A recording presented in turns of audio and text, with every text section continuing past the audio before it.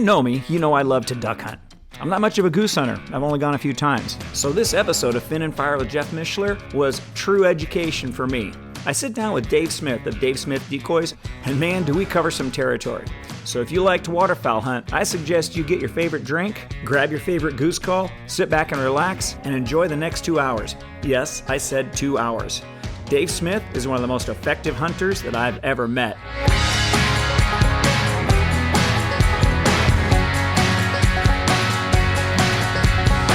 This podcast is brought to you by Fin and Fire, the West's leading retailer of your favorite outdoor hunting and fishing brands. Fin and Fire is your 24/7 outdoor retailer. Go to finandfire.com and see what I'm talking about. Whether you're looking for Mystery Ranch packs, Sitka hunting gear, or crispy boots, you will find them at finandfire.com.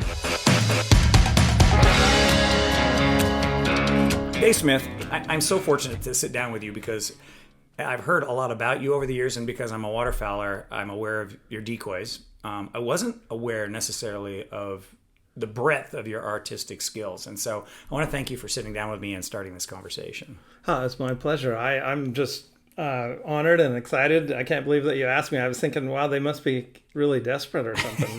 I was like, who would want to listen to me? Well, my goal here with this podcast is to interview the most interesting people in the industry, and it's not always the people who are most recognized or the most popular, but it is the most interesting people. And specifically, I want to start at the beginning and go back to the early days when you realized, I loved to duck hunt, pheasant hunt. You loved hunting and fishing. And then I want you to talk a little bit about how that transitioned into your love of the art form of actually creating and expressing your experiences in hunting and fishing. Okay, yeah.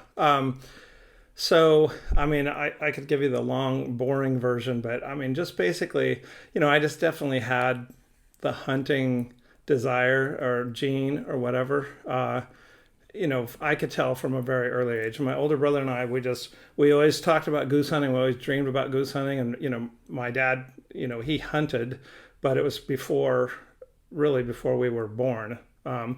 My older brother died when I was 17. He was 19. And we had always talked about goose hunting. That's just what we always wanted to do. But we didn't really have any opportunities to goose hunt. And so next thing you know, Canada geese are starting to winter in this valley here. And more and more and more of them. And you couldn't hunt because of the low numbers of dusky Canada geese. And then before you know it, they worked out a way to hunt here. You just had to take a test and prove that you can hunt without shooting a dusky Canada goose.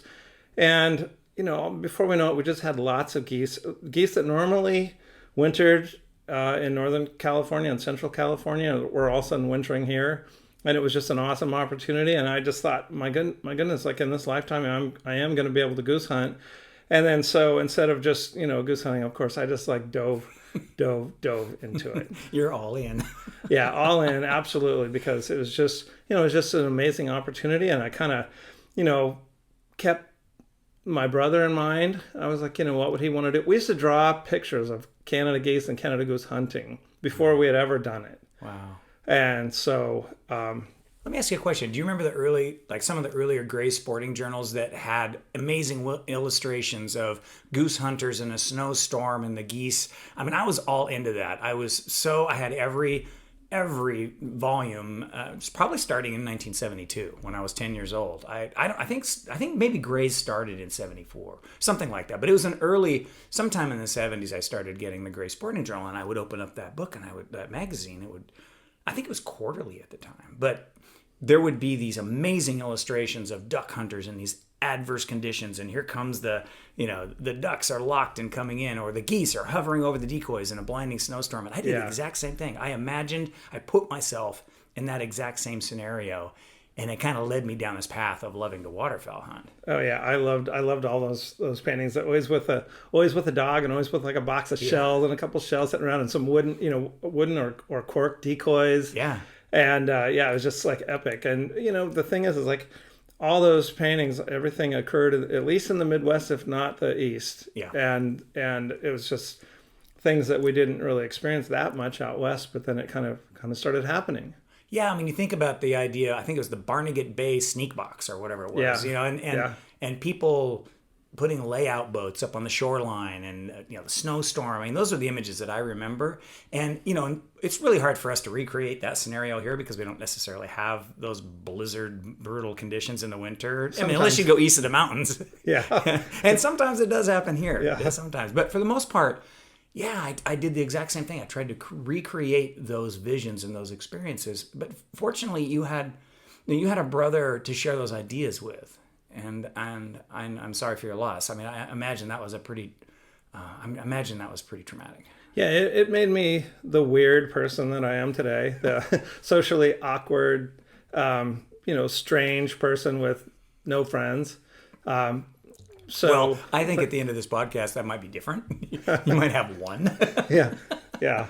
Well, yeah, I might have one, and I may have 3 before this started. Okay. I may be down to 1. Good. That's a pretty high percentage right there. Yeah. So, I mean, where were you born? I was born actually in Lewiston, Idaho. Okay. But moved here to Hillsboro, Oregon when I was very young. I lived for a short time, and my dad is from upstate New York. Lived for a short time there, but I pretty much grew up here in Hillsboro, Oregon. So I want to tell you the way I learned about you was through your decoys.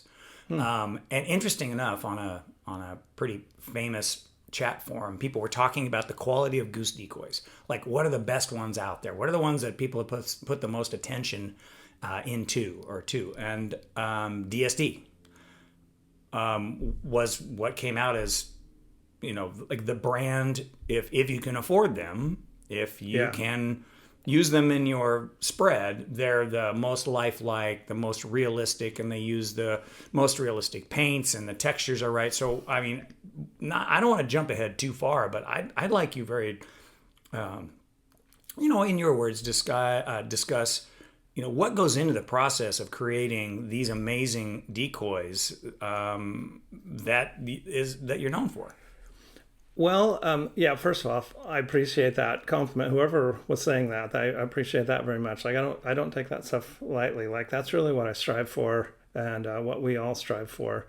So that's just great to know that somebody's saying those nice things. That means a lot to me. And, I guess I've always been kind of a stickler for detail and stuff like that. And my artistic mentor was Ron Pittard in Seaside, Oregon. And he's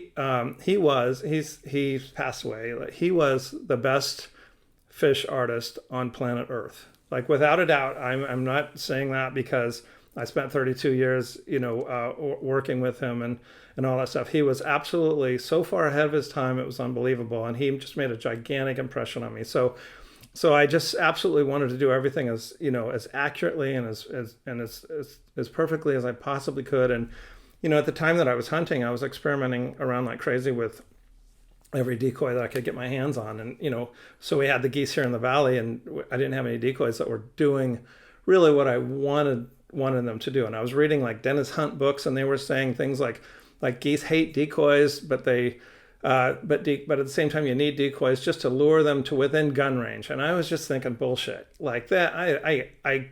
I do not comply to that. Like, I watch geese land with real geese all the time. I'm going to make a decoy that the geese are going to be 100% convinced and land in and stuff. So that, that was what made me make the very first decoy. And the process, it just starts with collecting tons and tons and tons of reference. Reference material is everything. In any kind of art, anytime you're trying to reproduce anything, you got to have really, really good reference material. So, in the case of like a Western Canada goose, a full-size, hunker, in that case, I could go to a park and walk around them and, get above them and on all sides and feed them and stuff. I don't have that luxury with everything. Like, I just finished a white-tailed doe decoy, and all I could do is pull pictures off the internet. I don't even have a mount to work with.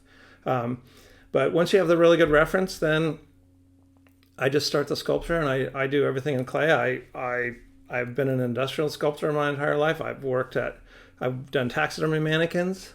I've worked at Nike for 7 years doing clay sculptures of footwear as part of the design process. I know about that. I worked at Nike for years, and that's the beginning of the inception of a shoe idea. Yeah. Just like a car, right? I mean, they clay sculpt a car, or absolutely. they clay sculpt a shoe. And I don't want to take away from that, but we would be working on a project, and there would be one shoe. and it was the one-off of the clay sculpture, and that was the shoe that everybody was waiting to approve. Yeah. And there was one shoe. It was a size 9 because that's the sample size. Yeah. Yep. And then it gets sent out to all the departments, and they're all like, "Yeah, this is great. This is great. Now we want you to film it."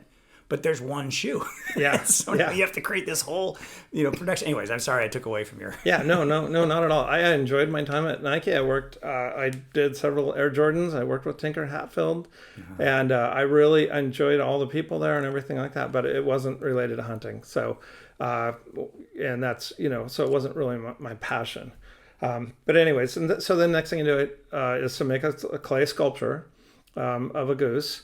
And I just I take as much time as I need. And I'm not very good at making a sculpture of a Canada goose, but I'm very good at figuring out what's wrong with it and what it needs. And so I'm slow, and I have to build something, and then I'm really good at critiquing it and saying, what's the difference between this, the mount or the photograph and the sculpture that I've done.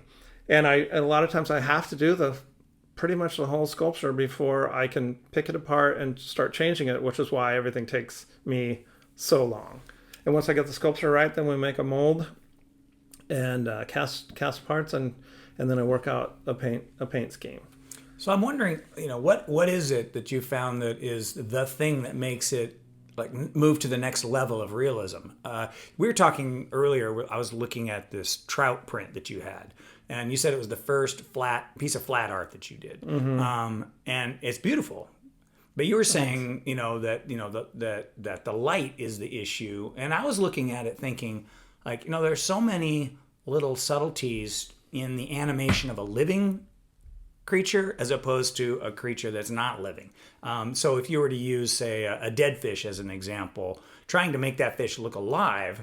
To me, because I have a lot of experience around fish, is that it's a completely different critter in the way that the pectoral fins are, perked, and the dorsal fin is elevated, and the eyes look completely different. And actually, it seems like the tension in the body is like peaked, and that fish is alive. And maybe it's just that it's a sensory thing that I'm feeling it. But to try to recreate that impression from something that's an inanimate object, either that's a photograph or whatever, that seems to me like that would be the biggest challenge.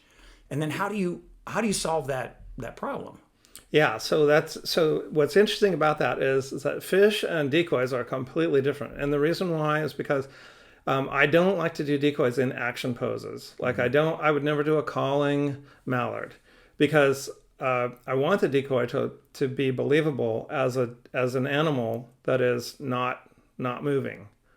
So, and meanwhile with fish, if a fish is a replica of a fish or a skin mount of a fish, I really want it to look like it's just like you've just captured this moment in time. And so, like when I mold fish, I actually put them in pretty fishy action poses. And the trend right now in the industry is exactly the opposite. The trend right now, if you see like really, really, really good guys like Dave Campbell up in Northwest Washington, he molds a lot of his fish in like a steelhead that's just resting in the current and stuff. And I my mentor taught me to make fish that are in action poses. I mean, Ron Pitter did a replica of a steelhead for Buzz Ramsey, like a 30-pound steelhead that's literally cartwheeling. It's like upside down, and I don't usually go that extreme and stuff, but I kind of I just think the more curve the body is in, and open the mouth a little bit, open the gills a little bit, and the fins fairly wide open and stuff like that, and you can make it look like it's action pose. Right. Yeah. Obviously, can't replicate a living creature because it's a piece of fiberglass with paint on it or whatever the heck you want to call it. But so I was just wondering too how that translates to duck and goose decoys, because I was looking at your you have some prototypes down in the living room, and and what's interesting is I asked you a question about whether you use the UV paint, and that seems to be kind of a big thing with waterfowl hunters who are either painting their duck decoys or insisting that their decoys have UV paint on them.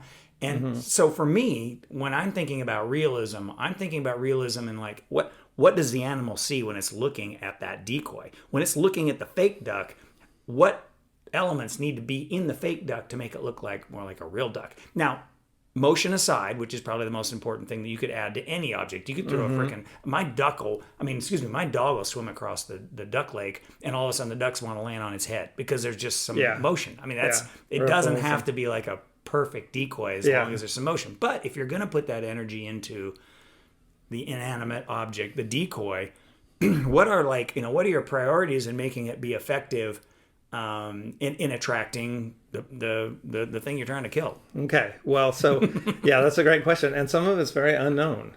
So the first and most important thing that we can control is how flat the paint is.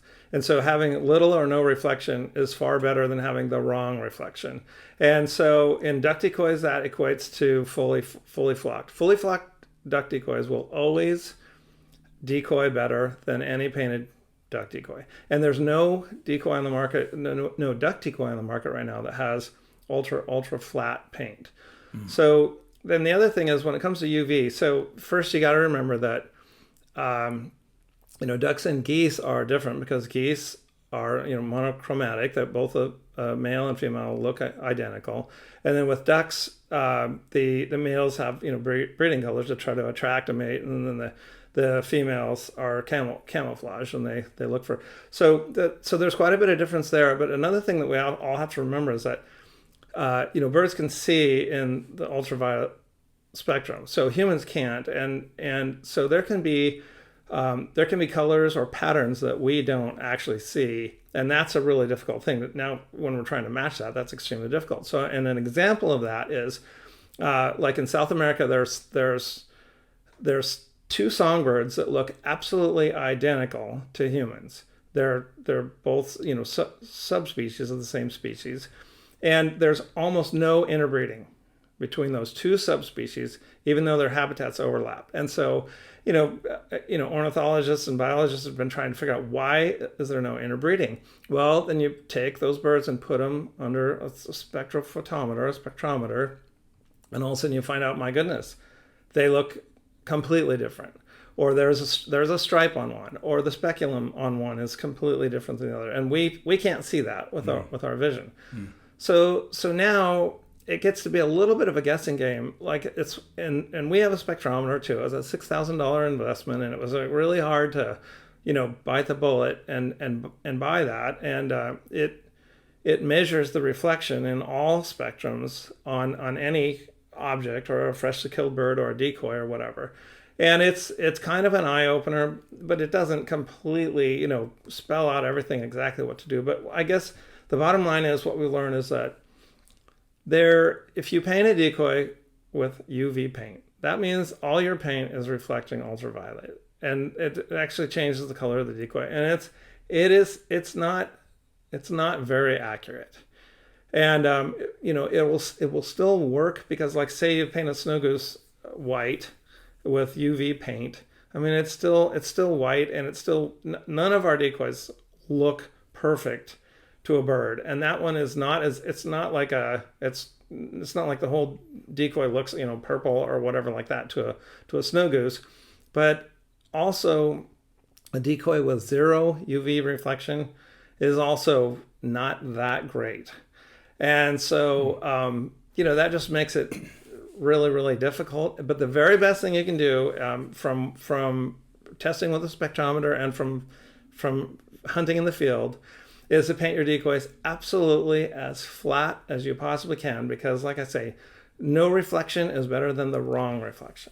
So when I'm hunting, I'll sometimes look at the duck spread, and depending on the angle of the light, I will see kind of this bluish halo on the edge of the decoy, and it looks like a backlight that's hitting it, but it is this weird bounce of skylight depending on which direction the sun is. And I look at that and I go, that doesn't look like the duck that's sitting on the water over there. Yeah. There's this kind of halo. So I wonder, when you're talking about the snow goose and the degrees of, whatever UV reflection, what does that look like? I mean, I imagine that it's, kind of a bluish purplish halo that doesn't look natural, because that's kind of what it looks like under the blacklight. If I look under a blacklight and I see it's just like pure UV, it takes on the bluish purple iridescence of that spectrum. is that what they see when it's not real? I mean, honestly, we don't know. Obviously, we don't know what the bird sees, but Right. but I think I can see that little bit of artificial halo. Yeah. Yeah, And I'm not supposed to be able to see that. yeah, exactly. Well, you're seeing something in there that's within the spectrum that we can see, and then that's kind of a red flag. The Some of the things that are important, I think, with snow geese is, for one, for them to not be a cool white and not be a bright white. So real snow geese are very, very, very warm white. And when people think of warm white, they think of reddish white. But actually, the definition of warm, the first warm color is yellow. I was just going to say, I mean, my understanding of color spectrums and lighting and photography is, yellow is actually the way it goes when it's warm. And I can see that. It's almost like you'd be better off with a cream paint and black Absolutely. than white with black. Yeah, and even the black is not, even the black can't be a cool black. Like, there's a huge difference between a warm black and a cool black. And those things are very, very, very important. And then another thing that's pretty dang important with snow geese is that they don't have any translucency to them.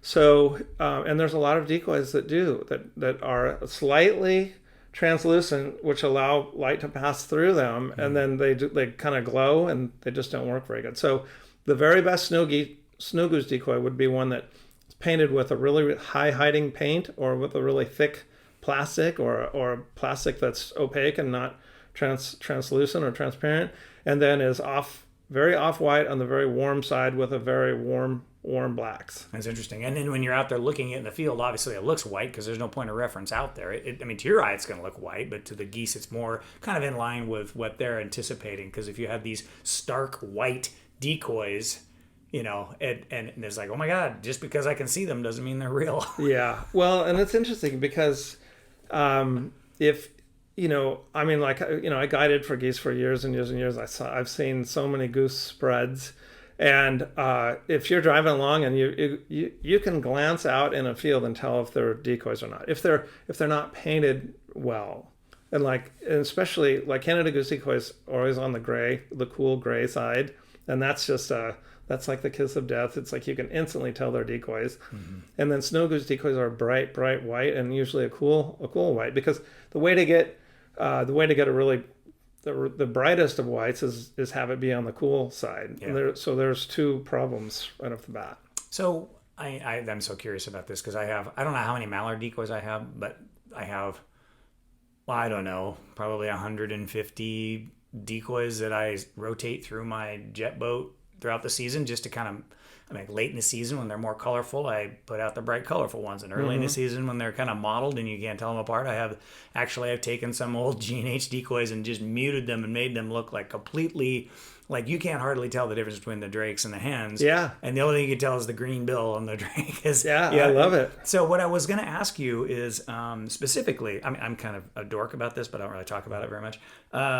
It's like, what would be the best thing that a hunter could do if he got a brand new set of decoys? I'm going to tell you what I think, and you can tell me if I'm right or wrong, and please give me some advice.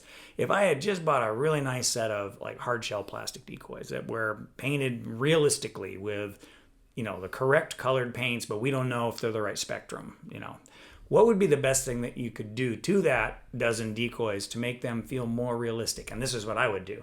And this is what I was told to do a long time ago, is to go out and buy a super flat acrylic paint. It's not even a paint, it's just a clear coat, but it's super flat. And just make sure the entire decoy is covered in that super flat acrylic, and it's got an extra coating of something that's going to knock down any kind of glare. So that's what I would do with a brand new set of decoys. If someone can't afford your decoys, what would be the best thing that they could do to their existing set of decoys to kind of bring it more into that realm of realism? Well, I like that. I think that's a good way to do it. And another thing is we don't currently have a duck decoy. All we have is goose. Well, your goose decoys. If I were to buy a dozen goose decoys, and I'm in the same boat as you and everyone when it comes. I buy a lot of duck decoys, and so I do like flat clear is a good way if they're the slightest bit shiny. Flat clear, like Tester's dull coat is pretty good. It's the flattest clear I've ever seen.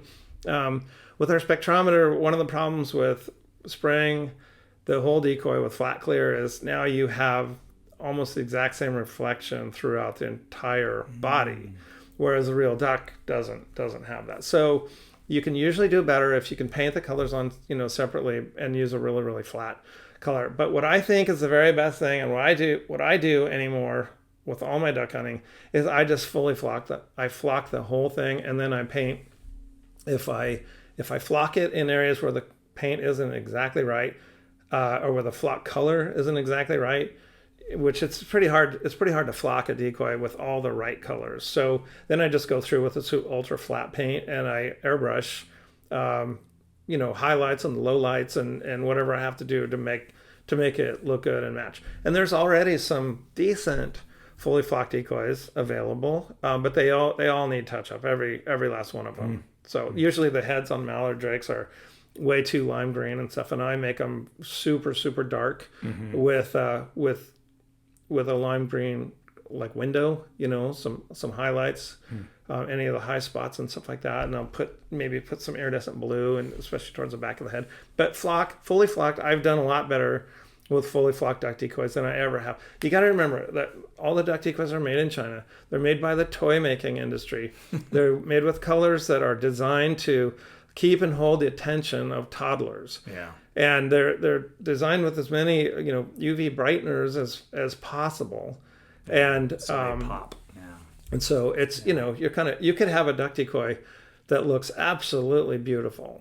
It's painted perfectly and stuff, but if it's painted with the wrong kind of paint, it's just going to be really tough. It's really interesting too, because a lot of the flexible bodies, the paint just falls off. I mean, you throw it in the bag enough, and even if it is a flexible paint, you throw it in your decoy bag enough. I mean, you have to keep those things separate. You have to be very, very careful with the contact with the others, and and those are some of the expensive brands. Yeah, What's really frustrating is that you go spend top dollar on a dozen decoys and use them twice and the paint's falling off. Yeah, and that's just a tough thing. I mean, and that's, you got to remember, it's they're made out of polyethylene or AVA. Those are super non-porous, thermoplastics. And just, nothing sticks to them. So they have methods of making paint stick to them, but imagine this, it's, on a production line, like you have to pass it through a ring of fire, like literally. I'm not talking, Johnny Cash here or whatever, but what that does is that temporarily softens and opens the plastic. And so the first decoy that's painted that comes through that, the paint's going to stick like crazy. But if you should do 30 through that and then stop and paint them, but you do 200, well, those last 170 are just not going to have great paint adhesion. Yeah. So the other thing is like I know from firsthand experience that it's difficult. The quality control, like in China, like it's just really difficult. I mean, I hate to say it, but it just seems like we've had to make some decoys in China. We can't do blow molding. We don't have the ability to do that here. We do everything rotomolded, and so we can't make a floater ourselves, and we can't make a shell ourselves. So we will tell them in China that we'll pay whatever it takes, use the very best quality paint that you have, and use all the best materials and stencils and everything. And it's like, I swear, it's like what they value is to try to save money, and that is their way of making money. And then we've had to return like whole containers full of decoys or get reimbursed for it, and then we kind of say, okay, look, it's up to you guys. We can make money, you can make money, and the factory can make money if you just do it to DSD standards or whatever. The first time. We finally, do it the first time, and everybody wins. And we've had to, fire whole factories and fire, intermediaries and everything. But it's just, I think I was telling you earlier, my first dozen decoys was a set of G&H decoys that my, not greenhead gear, but G&H from Henrietta. My parents gave it to me, I think when I was 12 years old. I was just really getting into duck hunting. And maybe it was, I think it coincided with my learner's permit. I was 15 years old, and I got my learner's permit, and I was like, oh my God, I'm going to be able to go duck hunting by myself. And so I got this dozen decoys as a gift. And I had those, I would say that I had those as a functioning dozen until maybe 5 years ago. And even though those decoys didn't have the most realistic, shape to them, and they were all exactly the same, they were bulletproof. Yeah. The paint was bulletproof. I had to replace the eyes a few times, but I don't know that the ducks really cared, maybe back then or even now, if the shape or the body position is has to be like animated or it has to be realistic. I don't know. The ducks just seem to kind of land on those, but they use the flattest paints. I mean, they were super flat. Yeah. And they weren't, you look at them, it's like, that doesn't really look very attractive, but you get it out on the water and it's super flat. Regardless of that body position, it looked more real. Absolutely. And I say it all the time, like in our case, like our finish is far more important than our sculptures. And G&H is a legendary company, and they still are, and they're like an American icon, and they're good people, and they make awesome quality decoys, and they have for a long time. And I'm in the same boat as you. Those were the first decoys that I ever hunted over, and I've had some of them for decades. And you're right, they are super flat, and that's one of the advantages of having that kind of quality control and making sure that, I mean, they know that that's what they need, and so that's what they do. You know, I have a dozen floaters from them, and it's probably 30 years old. A set of dozen goose floaters. And again, I've had to replace the eyes, and I've had to do some work to keep the heads on because they're the ones with the removable heads. Yeah. But the bodies on those geese still look like geese. Yeah, It's still flat. Cool. It's still textured. I've had to redo the heads a few times because they get scuffed up and they start to get white marks on them when the paint. I don't know. So I had to clean them up and do the white patches, but they still look great after. I mean, it's probably 30 years. Yeah. And I still use them, but man, I look at your decoys and I was like, oh, well, goose floaters. I need to get a set of yours. Yeah. No. I like the way you think. Yeah, and that's one thing about like G&H making like high quality decoys. The problem is that they never wear out, so you don't get a new sale, every 3 or 4 years like some companies, I get that. In fact, I've talked to them about that, and in fact, I think the guy that I was speaking with said, yeah, it's kind of a kiss of death. When you make a decoy that lasts forever, you don't sell very many. But we still sell the best made, blah blah, made in America, decoys. I was asking them about. I can't even remember. Swivel heads. I was trying to get this. I was asking about these swivel heads and maybe changing the number of swivel heads in a dozen, I think it was, because they offered so many in a dozen. And I was like, well, could I get them all? Could I get them all to be swivel heads? Yeah. He's like, no, that's not the way we sell them. Yeah. So my most recent G&H story is that. So we came out with a snow goose decoy that was made in China. That was the first decoy that we had made in China, and because that was something that we really needed to be blow molded. And then one of the people from G&H made a comment on social media saying like, "Oh, it looks like DSD is sold out now, and they're going to do that. They should have talked to us. We could have made them for them." So we contacted them right away and said, "Hey, that sounds awesome to us. We would be honored to have you guys make these decoys for us and everything." So then they were like setting up this phone call where we were going to talk to Duck G, the guy who makes all the decisions and everything like that. And I think he passed away recently, unfortunately. But he's sort of legendary there and everything like that. And then they changed the time of the phone call and changed it again and everything, and finally at the last minute they said that he didn't really want to have that conversation. So I get it. We were this close. Yeah. But it would have been kind of cool. And they look at their market share and they're helping a competitor and they're like, whoa, wait a minute. yeah. And we're not any threat to them, that's for sure. Well, the whole idea of decoys, I mean, I have friends who've carved them and put the cedar bases in them, and you can go way overboard. I mean, you can go as deep as you want with decoys, and often you don't even hunt the ones you love. You just, hey, that's the best I can make, so I'm going to put it on my desk or whatever. But if I'm just going to ask a couple of questions. If I was a first-time duck hunter and I needed to buy a dozen decoys, what would be the most, maybe we've answered this, but what would be the most important thing that I could look for in a dozen decoys if I just had to buy one dozen? And I'm going to say, like, there's the animated bodies. There are the ones that don't look so animated. They're the ones that are painted really flatly, and they're the ones that are really vivid, and they're the ones that, you know what I mean, size, some are bigger than others. What would be the one thing that you need to pay the most attention to? Yeah, I mean, it's flatness. It's the finish, 100%. Like, and it'd be nice if you could look at them before you buy them. Like, even if you go into a store and see one on the shelf and you're like, wow, this one's pretty flat, looks pretty good. It'd be nice to open the box and take a look at them and make sure. But flatness is really, really, really important. I mean, and then there's a lot of other things about decoying, especially when it comes to ducks. I mean, well, first of all, I would recommend somebody buy fully flocked. Just buy fully flocked decoys, and you don't need a lot of decoys. Like the most important thing is to have an odd number. If everybody's using 3 to 5 dozen decoys, then you need to use a lot more than that or a lot less than that. And like, you know, a lot of birds have been killed with 7 decoys.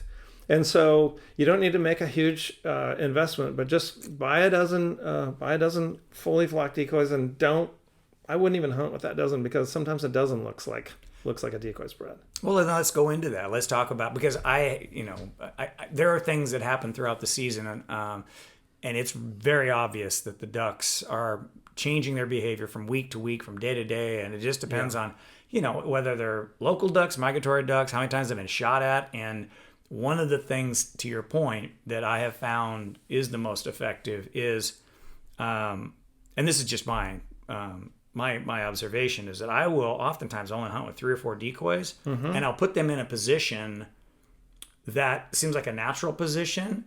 I won't use a spinning wing late in the season. The spinning wing decoy is like, oh, you got to get some motion. I'm like, the last time those ducks came in and there was a spinning wing, they got shot at. Yeah. And so don't put the spinning wing in. Yeah. And the other thing that I thought was really important was with 3 or 4 decoys, is to really have the ability to animate one of the decoys around the other decoys. I don't think you need to animate all the decoys, but I think being able to move like a hen around with some sort of a pull cord or something like that makes a huge difference. Now, that's what I would do in just probably a high pressured situation where the ducks have been shot at. How would you approach a situation where, if you hadn't been able to scout the situation, you knew the ducks were in the area, but we're going to set up in here? How would you look at that morning, and how would you set things up? Yeah, well, I agree with everything you said, and I am all about being as different as possible and not looking like the boogeyman, not looking like a classic decoy spread. So a classic decoy spread is, 3 to 5 dozen, lots of drakes, out on a point, with some divers mixed in, and maybe a couple of Canada geese or whatever. And I have zero desire to do anything. It's like a lot that. of work. Yeah, it's a lot of work. If I have a lot of decoys, and I want, if I have even that number of decoys, and I want to use them, then it's super important to have several of them that are under overhanging branches and in tall grass. Make it to where, as birds are approaching or approaching or circling, decoys or groups of decoys are a discovery. Like there's 3 decoys. Oh, well, there's 3 more. There's 5 more. There's 1 and stuff. And like, oh, look under those trees and stuff like that. That's really interesting. That's really interesting, because as they come around, they are looking at everything. They're around, they're behind you, they're in front of you, they're craning, and they're just like, is this someplace that I want to land?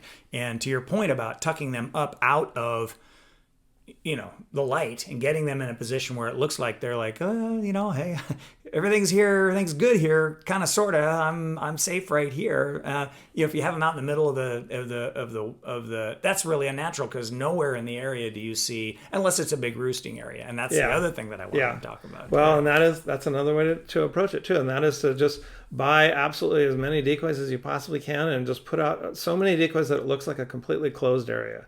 And it's not super practical to do, but I mean, my friends that have property on Salve Island, that's what we do, and we put out a absolutely insane number of decoys, and it's just super fun and stuff. So it that can be done, but a lot can be done with 5 decoys and stuff. And then I agree 100% on the motion, and even on the motion, like some of the jerk cords are really popular right now. They hold 7 decoys, so it almost gets to the point where they're looking for, if they see 7 decoys. I mean, not that they're counting, but you know what I mean? It gets to a point where so many people are using that. And so if you use 1, like you said, or 2 or 3, or 2 sets of 7, with some really slight movement and stuff like that, that's just far, far better. And I agree on the spinning wing. The only time I would ever use a spinning wing is, for one, if nobody else was.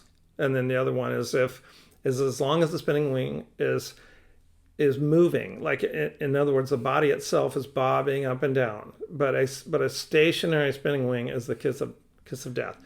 They see that, and I know people say, well, if you put it away from the spread, but as soon as it moves, they look right at it. Yeah, and there's So I know there's a lot of debate on this, and so yeah. So some of the answer to that is getting it back under the trees, like making it to where all they can see is the fluttering of the wings that are under some brush, and that's.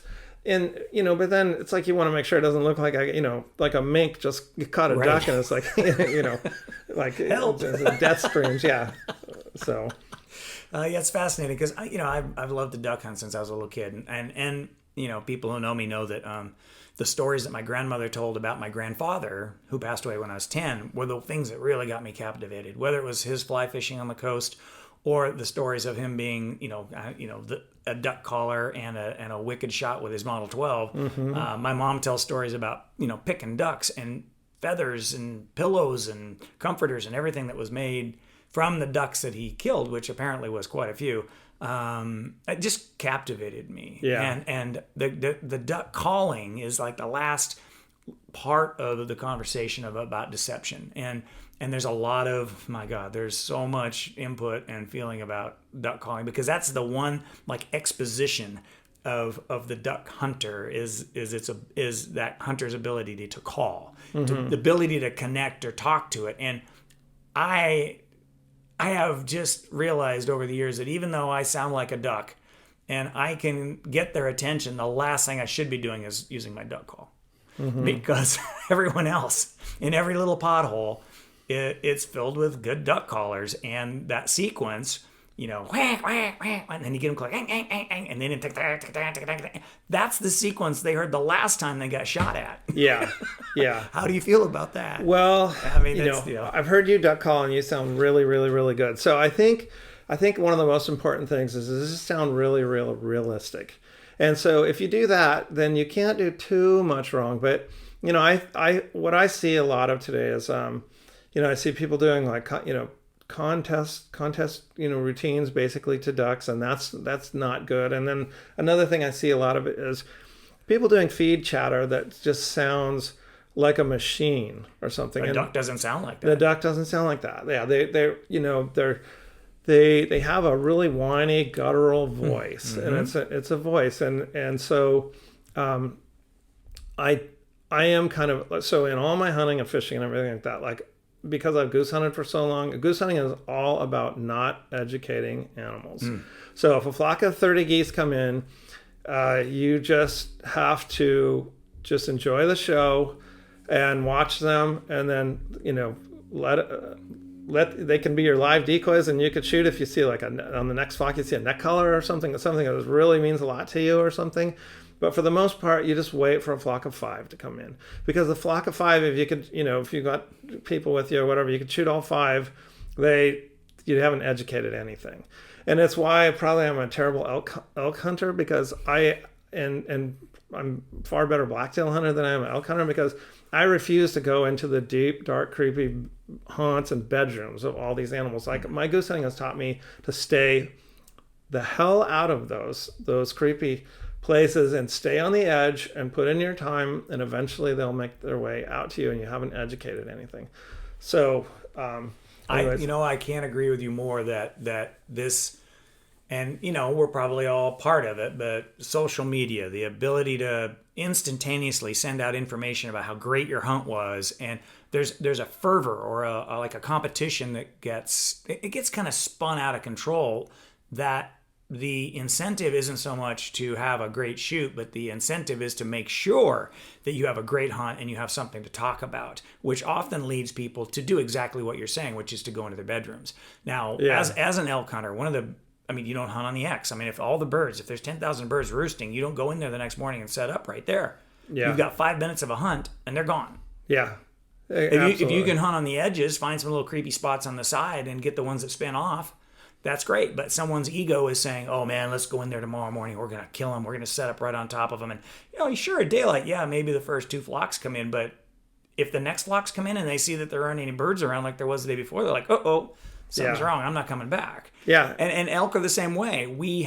And I've always had this rule that you do not walk through their bedrooms. If you locate elk and you locate where they're bedding down, you wait for them to get up and move, and then you hunt them on the edges when they're going from one place to the next. But I guarantee you, if you get within a half a mile of that bedroom, if you get within a quarter mile of that bedroom and the wind's going the wrong way, when they're bedded and they smell you and you're up, you have no idea how far your scent is going. Right? Yeah. And once that scent goes down through their bedroom, they're not coming back. Yeah. And they'll be back. No, they're not coming back. Yeah. They'll be back in 2 weeks maybe, but they're not going to come back because we just blew them out of the bedroom. So those are the things that I think get lost when people think about, how to hunt smartly, as opposed to how to hunt in the moment and make sure you succeed. Because if you want to hunt elk all week for the next 2 weeks, you don't want them to leave the canyon. You don't want them to leave the valley. And I think that's something that gets kind of lost in how we present hunting and fishing for deer and elk or ducks and geese. We just kind of lose that big picture that if you want to come back tomorrow, you got to think about tomorrow. Yeah, boy, I just couldn't agree more. It's like finding a long lost brother. Like, and like my signature on iFish is hunt the X and you'll have a great day, and avoid the X and you'll have a great season. Oh, I've seen that. That's you. Yeah, that's right. That's right. Now I get it. And that's just my whole mantra and stuff like that. And the beauty of those things is like, those elk. If you're trying to cut them off, but be not directly in that line, but try to pull them over a short distance or whatever like that, and it doesn't work, you have the next day, and you have the next day, and the next day, and eventually it works. And the same with waterfowl, same with blacktails, same with antelope, but you name it. I just love, and I would say that even goes to like space steelhead, why you want your fly up above the fish instead of down in their face or whatever like that. Right. If they decide to go up and grab it and turn, then you're gonna make a good, you're gonna hook them, and you haven't educated anything like that. But if you're like, drifting your fly down in their face and running a line across all their bodies and stuff like that, it's just kind of the same thing. Like I love the idea of just not leaving a big footprint and just going, blending in. Like I'm way more of a stand hunter than a still hunter. Like even for antelope and stuff like that, I have no problem with sitting in a water hole for a week at a time. It's how the Native Americans did it, and it's how you get a good clean shot. And patience is good for you. It's good for people. And there's a lot of young heroes and stuff like that are taking 90-yard shots and stuff like that. And good on them if they can make that shot. Yeah. But the numbers are not in their favor. Exactly. And it's a choice. I mean, I agree with you that how we choose to pursue these prey. I mean, I'm with you with the steelhead, is that if that fish chooses to eat my fly, that's the best thing that could.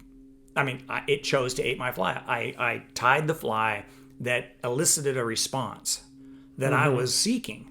It wasn't an accident. It wasn't a happy accident. That fly is 1.5 feet, 2 feet over its head. The fish came out and ate it, and it wanted, and I succeeded. But it's the same thing with elk. We at least I do. When you find the elk that are bedded down, you've got to get downwind of where they're bedded and just hunker down and wait. Be patient. If it takes all day, it takes all day. If they never get up, come back tomorrow. Yeah. But don't get up and go in there and then push them out with the hope that, one's going to come sneaking over and try to, and see what you are. I mean, that isn't the case. And if you go crashing in there, they're not going to come back for the whole season. You'll never see them again. So to your point, patience, that is, I feel like, if you don't have that, if you don't have patience, you might want to choose another sport. Become a NASCAR driver. I don't know. But or discipline yourself and just force yourself, because it's a good virtue to have, and I think it can be taught and stuff like that. And and another big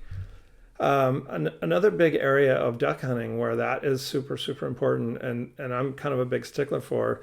And this just sounds so basic, and it sounds so simple that people don't even take it seriously when I say this, but holding still.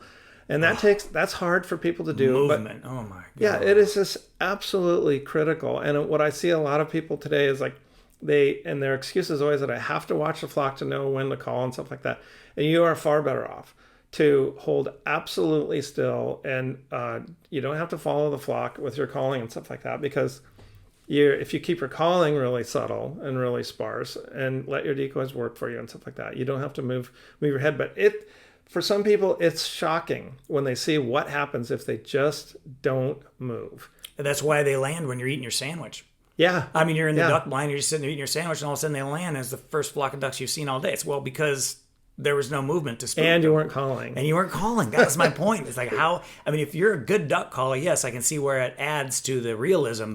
But if you're, here's the other thing. How do you convince someone who is not a very good duck caller to not call when you're calling? My rule was, look, you're in my boat. I'm going to call. I'm going to call a shot. And you guys, but if you don't like that, I don't know what to say because we're not going to kill any ducks. And some of my friendships have been jeopardized over that very rule in that, look, I'm going to call.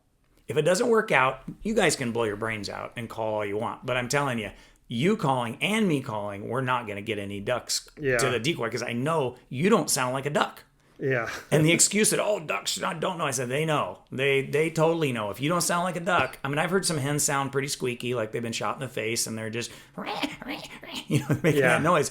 But if you don't have the cadence and you don't sound like a duck, it's not going to work. Yeah. Yeah. Some of the jokes are like, if you're exactly where the ducks want to be, we kind of joke and say like, well, if you're going to call these in, you better hurry up and start calling because they're coming. You know what I mean? And so, and then I can tell you I do know the wrong way to ask someone politely to not call, and that is the person who introduced me to duck hunting, Dennis Larson. Like, I love the guy. I still hunt with him and all that stuff. And he tells me, and I don't have any memory of this, but he told me that one time I told him to shove the call up his ass. And I don't think that if anybody's listening, I would recommend that as the best way, the most constructive way. So little pro tip for the listeners. That one doesn't work. No, that one. Well, it worked. He did stop calling. Yeah, it worked. But did he hunt with you again? Oh yeah. Okay. Yeah, absolutely. Yeah. Yeah, I have a couple, 3 friends. Well, a couple of them I don't hunt with anymore. But one, he, love the guy to death, but he doesn't practice. Yeah. And he seems to think that just because you have this call in your hand, you're a duck caller. Yeah. Or just because you have an elk call in your hand, you can call elk. And, and it takes years of having one-on-one interactions with a bull elk to understand what you can and can't do. Yeah. You have to have called in many bulls to see that, that worked, or no, that didn't. And even though elk have a variety of sounds, they're looking for something because they know what's going on over there. If you sound like a herd of elk and there's a bunch of cow sounds and there's the bull that's, he's pissed and he's tearing things up and you sound like a herd of elk and you keep it going, well, he's like, oh, that sounds great. If you've established that you're a herd of elk and then all of a sudden it stops, he's like, well, wait a minute, where'd that herd of elk go? I didn't hear him leave. Mm-hmm. And all of a sudden, and then it all starts going crazy again. You've lost that essence of realism to draw them in. And in that instance, sometimes the best thing that you can do is just walk away, but keep calling. Mm-hmm. The last thing that bull wants to hear is that the herd and the cows are walking away from him because he's put all this effort into getting his antlers all polished up and he's peed all over himself and he's ready to go in there and all of a sudden they're walking away. Yeah. You want to bring one right over the top of your buddy? Walk away. Yeah. And scream and make all that noise and he'll run right over the top of your buddy. But if you stay in the same spot for 20 minutes and make the same sounds and they stop and they start, he's going to be like, that herd should be moving around a little bit. And it lacks the realism. So, in regards to calling, duck calling, goose calling, I'm imagining it's exactly the same thing. And that the best thing you can do is just shut up sometimes. Mm-hmm. And I don't know about goose. We haven't talked about goose calling. I am not a goose caller. I have tried. And I really don't know, what is the secret to talking, Canada geese down, because I've heard it and I've been with a group and we clobbered the geese, but I wasn't doing the calling. Mm-hmm. And most of it, I think, was just being in the right spot and having the decoy set in the right spot. Yeah. But it was obvious that if we stopped calling, they didn't decoy. Mm-hmm. Yeah, just usually the smaller the subspecies, the more calling they want to hear, the more excited they want you to be and stuff. And then, when I guided for geese, a lot of times a flock would come in. If it was anything from Taverners larger, a flock would come in, and I would be completely silent. And they would look, they would circle right over the top of us, look at the decoys, and then get out. If they showed any sign that they were not going to just completely turn and come, and I just give them just a couple little clucks and maybe a little moan, and that's it. Huh. and then they bank around and come to land in the decoys. So I'm always in a mindset. I'm trying to communicate to them something. Like with elk, particularly, I'm if I'm a cow that's lost, I am a cow that's lost. If I'm a calf that's lost, I'm a lost calf. If I'm a bull that is frustrated because my cows are like not following, that's my bugle. And if the challenge, I have a mindset. So what's your mindset when the geese are not totally committing? Are you what's your motive? Well, so now I would say the larger the subspecies, the more you can talk specifically to them. So from like Anchorage lessers up, that's when you can do like comeback calls and a lot of long dragged out like moans and that kind of stuff, where you can do like double clucks and stuff like that. But I don't do too much of any of that stuff. Okay. Like I just definitely with Western Canada geese that are honkers, you will find one in the flock that is very callable and listening or very vulnerable, or you'll get a single is usually it's just deadly. They're lonely. You can always find something that a single is just going to eat up and stuff, and you feel kind of bad, and then you get over it. And then on the little geese, a lot of times, I really try to let the decoys do the work for me. That's why I went to so much trouble to try to make really realistic decoys. And then the less calling you do, the less chance you have of educating them. If I could go an entire day without calling even one time, I'll absolutely do it. And I will even... That's interesting. During the September goose season, I don't go put out my decoys right off the bat.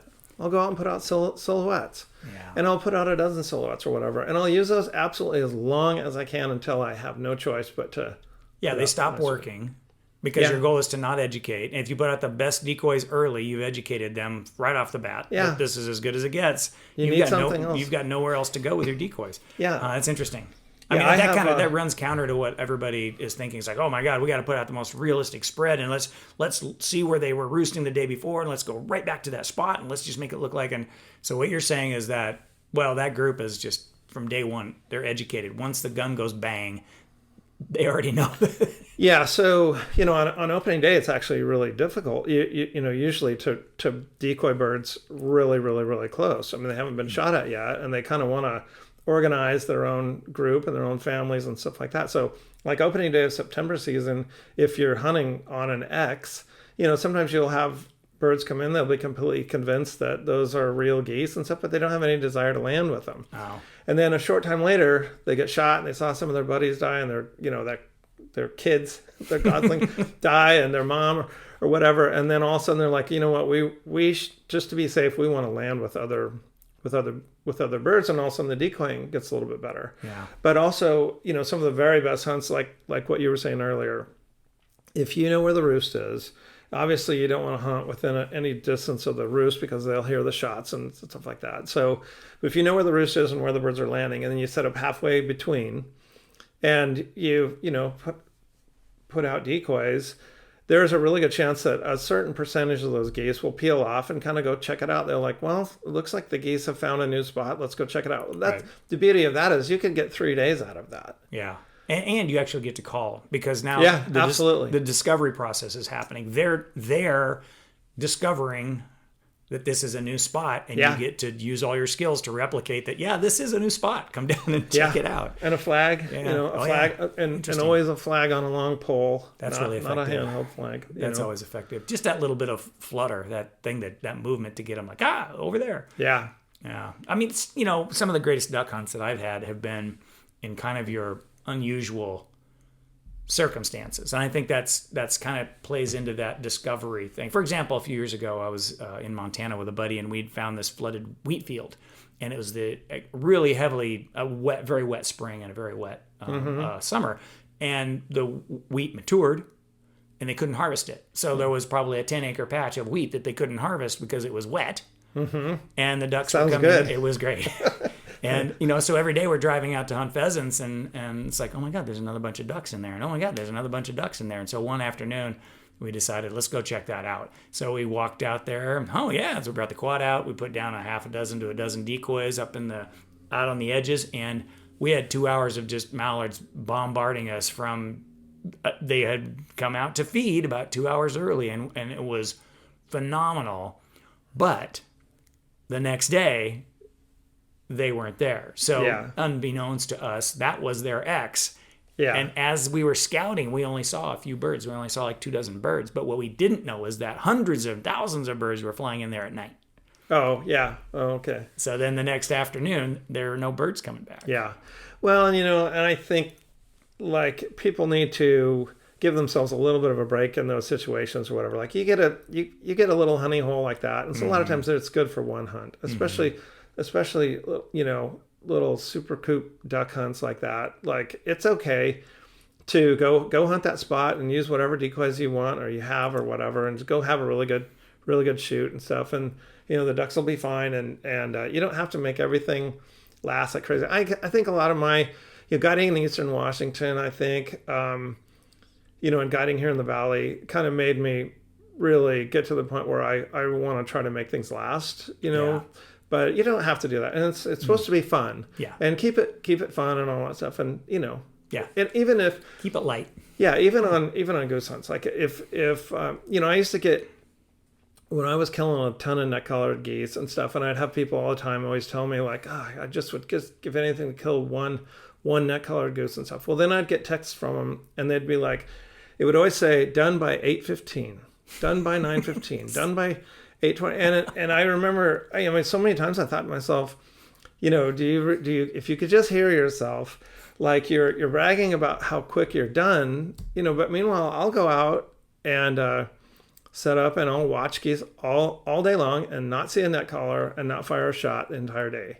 And that's that's kind of what I want to do. But it's just like, if you want to kill a great big bull elk, you can't shoot the first raghorn that comes in. No, and the reality is, if I can dedicate myself to the month of September, I have a really good chance of making that happen. Yeah, because it takes that time and that commitment to watch. I'm not hunting every day. I'm just listening and I'm learning, like, where are they moving at a certain time of day? Those elk on that ridgetop over there, okay, they're coming, when those thermals change and they're getting scent of that meadow over there, they're coming off that ridge. They're not coming down what would be the obvious route. They're going out and around, and my job now is to figure out how do I intercept them. And so when the rut turns on and there's all those cows down there and all the scent is going towards them, I'm in between them as opposed to chasing them or waiting for them where all the elk are at night. Because the last thing you want to do is go in there where the elk are at night and put your scent in there. Yeah. And because they're not going to be there. They won't use it anymore. So those kinds of, like, those observations and using patience are things that I've always incorporated, in my hunting.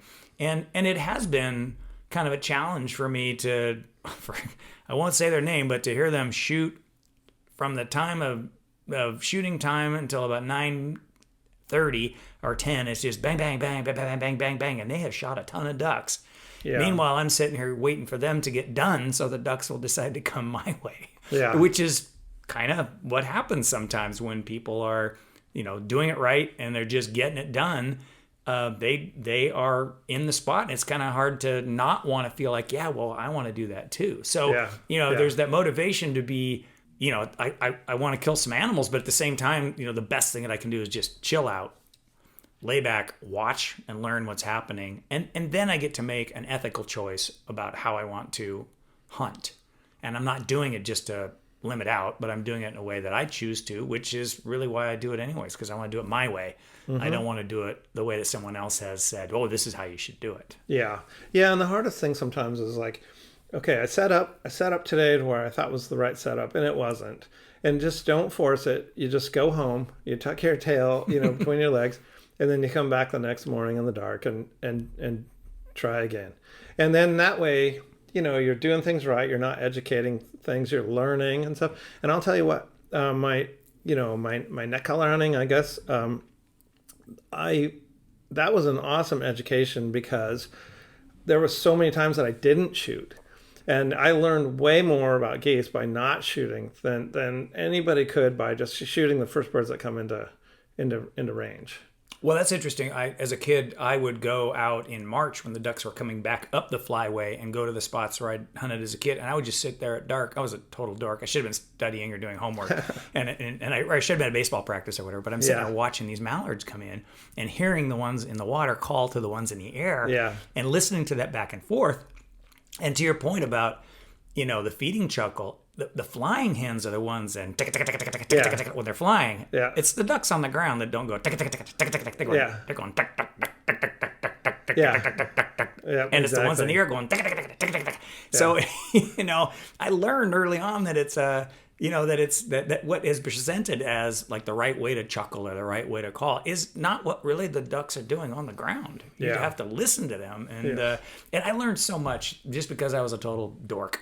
Yeah, that's good. Yeah, that's a good way to be. Yeah, and like calling contests can be worse. They can be. I mean, I've done duck and goose, calling contests and stuff like that, and they can be worse for you. I mean, all they teach you about call operation, but it has really nothing to do with calling birds. And there is some absolutely fantastic contest callers who are not necessarily great hunters. Yes. And vice versa. The guys who are really good that sound like ducks. I'm never going to win a duck calling championship, but I sound like a duck. Yeah. Well, and I know hunters who kill the crap out of ducks who don't call at all. That was my point. Is that sometimes the best thing you can do is just keep the call in the pocket, and it's the hardest thing to do because you've had that experience where all it takes is that on the corner, and the hen turns and locks, and you're like, oh, I got these. And if you didn't have your call in your hand because you're looking over here at your buddy and they go around that corner, you go, oh man, if I had just made that call, she would have locked up. But you don't know. Yeah. You don't know.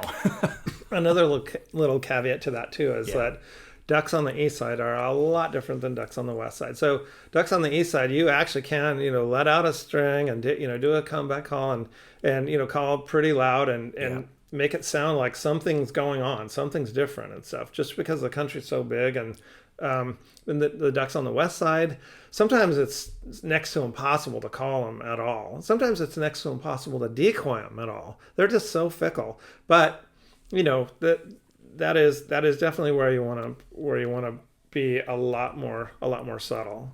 So I want to present an idea, and it's something that I've tried to incorporate, and it's just because I learned it from someone else that when the mallards, I mean, golly, now you're talking about shy ducks. I mean, sometimes they're shy by the 1st of November. The season might open in mid-October, but by the first week of November, if they're local ducks, they've heard and seen everything. Yeah. I mean, if they're it's the same, 2,000 ducks that are flying around. And so one of the things that I tried to incorporate was a couple swan decoys into the set. Because when oftentimes the birds are roosted up somewhere, off in the corner, there's a resident swan pair or they're a migratory pair, but they're in the mix. And that, when I started doing that, made all the difference in the world. The other thing that I did is I put the mallard call in my pocket and I just pintail whistled. I just, and all of a sudden the ducks are like, oh, that's a real setup. That's a guy without a mallard call. There's no mallard call down there. Yeah. And there's a swan. Or a mallard drake call. Or a mallard drake call. Whatever. That change up. Which runs counter to everything that you see on TV and runs counter to everything you read about in the magazines, where that can be the key between a good day and a bad day. And oftentimes you blow the mallard drake whistle and they fly away, or but sometimes that's all they want to hear. So you're to your point about stopping, not shooting, and just listening and seeing what actually works. Do we really take the time to do that during our hunts? I mean, we get pretty revved up. That's a great piece of advice. Yeah, and I love swan decoys. I always have, especially when it's cold, even here on the west side. And I ran as many as 9 of them. I've had 9 for quite a long time, and that seems to be a pretty good number sometimes to have more than what a lot of people do. I like the pair. I like the pair, though. I like this resident pair that's just, I mean, that's pretty believable. Yeah. What about just taking an old goose decoy and painting it white and putting a black? I've done that. And I've had Carry Light. Carry Light makes a pretty nice swan. Okay. And it's with a swiveling head, and it's a pretty nice. That's what I've had. I'm getting older, and I used to hunt really intensely with my jet boat and a bunch of mallard decoys, and it would take an hour and a half in the morning before daylight to set them all up, and then you got to get the boat blind going, and you get it. in a perfect condition, position, and then the wind changes, and now you got to move the boat, and you got to move it, that kind of thing. Now I'm kind of I could sell most of my decoys and just keep 5 or 6 of the best ones, and change completely the way I approach the sport, just because I'm older and it's not as much fun to slog around in the mud and set out 100. I mean, that's a lot of work. Yeah. Well, and it's nice to be nimble. It's nice to be like, I've done lots of hunting, coastal hunting, where I would have, 7 or 8 decoys, and sometimes I'd even put them all on a line, like you would. Like divers. Yeah, exactly. You get like a gain chain thing where it's just, you can buy it, right? It's a black, and it has commercial fishing hooks that clip to the line, and then they're like 2 or 3 foot, bumpers on them that you put the decoys on, and then they're. Okay, tell me about that, because I've tried that. I've experimented with that, but I want to hear what your thoughts are. Yeah, so it's commercial crabbing. It's lead core crabbing rope. Is the way that I've done it. That's the key. Yeah, lead core. Because every time I do it, the dog goes through it. Now I got to get her out of the dog. Yeah, the dog would go through the jerk line, or the line of, and even though they're only 3 feet, when the tide goes out and the water's only 2 feet deep or 1.5 feet deep, and the dog goes through it. Now she's all tangled up. Yeah. So the lead core makes perfect sense. Yeah, absolutely. And I've even done lead core even with like 8-inch tethers on the decoys, and a dog can't swim through it. But the majority of hunting that I've done has not been with a dog, and I know that is contrary. That I just why don't we talk a little bit more about that? Yeah. So and the reason why a lot of my goose hunting. So I guess with my goose hunting, when I discovered that there's a few net collars around, and especially with those Huskies, the Western Dusky Crosses. So those were net collared goose that the Department of Fish and Wildlife actually wants you to go after and target. Like, that was the funnest thing that I've ever done. Let me pause you for a second, because I think most people don't understand that we have so many subspecies of Canada goose in the Willamette Valley. So the reality here is that you have about 9 different subspecies, and you're supposed to know on the fly the difference between all of these subspecies so you can get your goose card so you don't shoot the dusky. Yeah. And the reason being is that there was an earthquake in Alaska in 1964 that changed the elevation of the dusky's breeding grounds. And it introduced a series of predators. They weren't as efficient in breeding as they were. And so now you have this very limited population of duskies. They say it's only 2,200, but we don't really know for sure, because I think some live here full time. But the point of all of this management is to protect the ESA listed duskies and still maintain a goose hunt opportunity in the Willamette Valley and in Western Oregon, because there's so many of them. So now that explains what you're... Yeah, I actually was appointed to the Oregon Goose Task Force.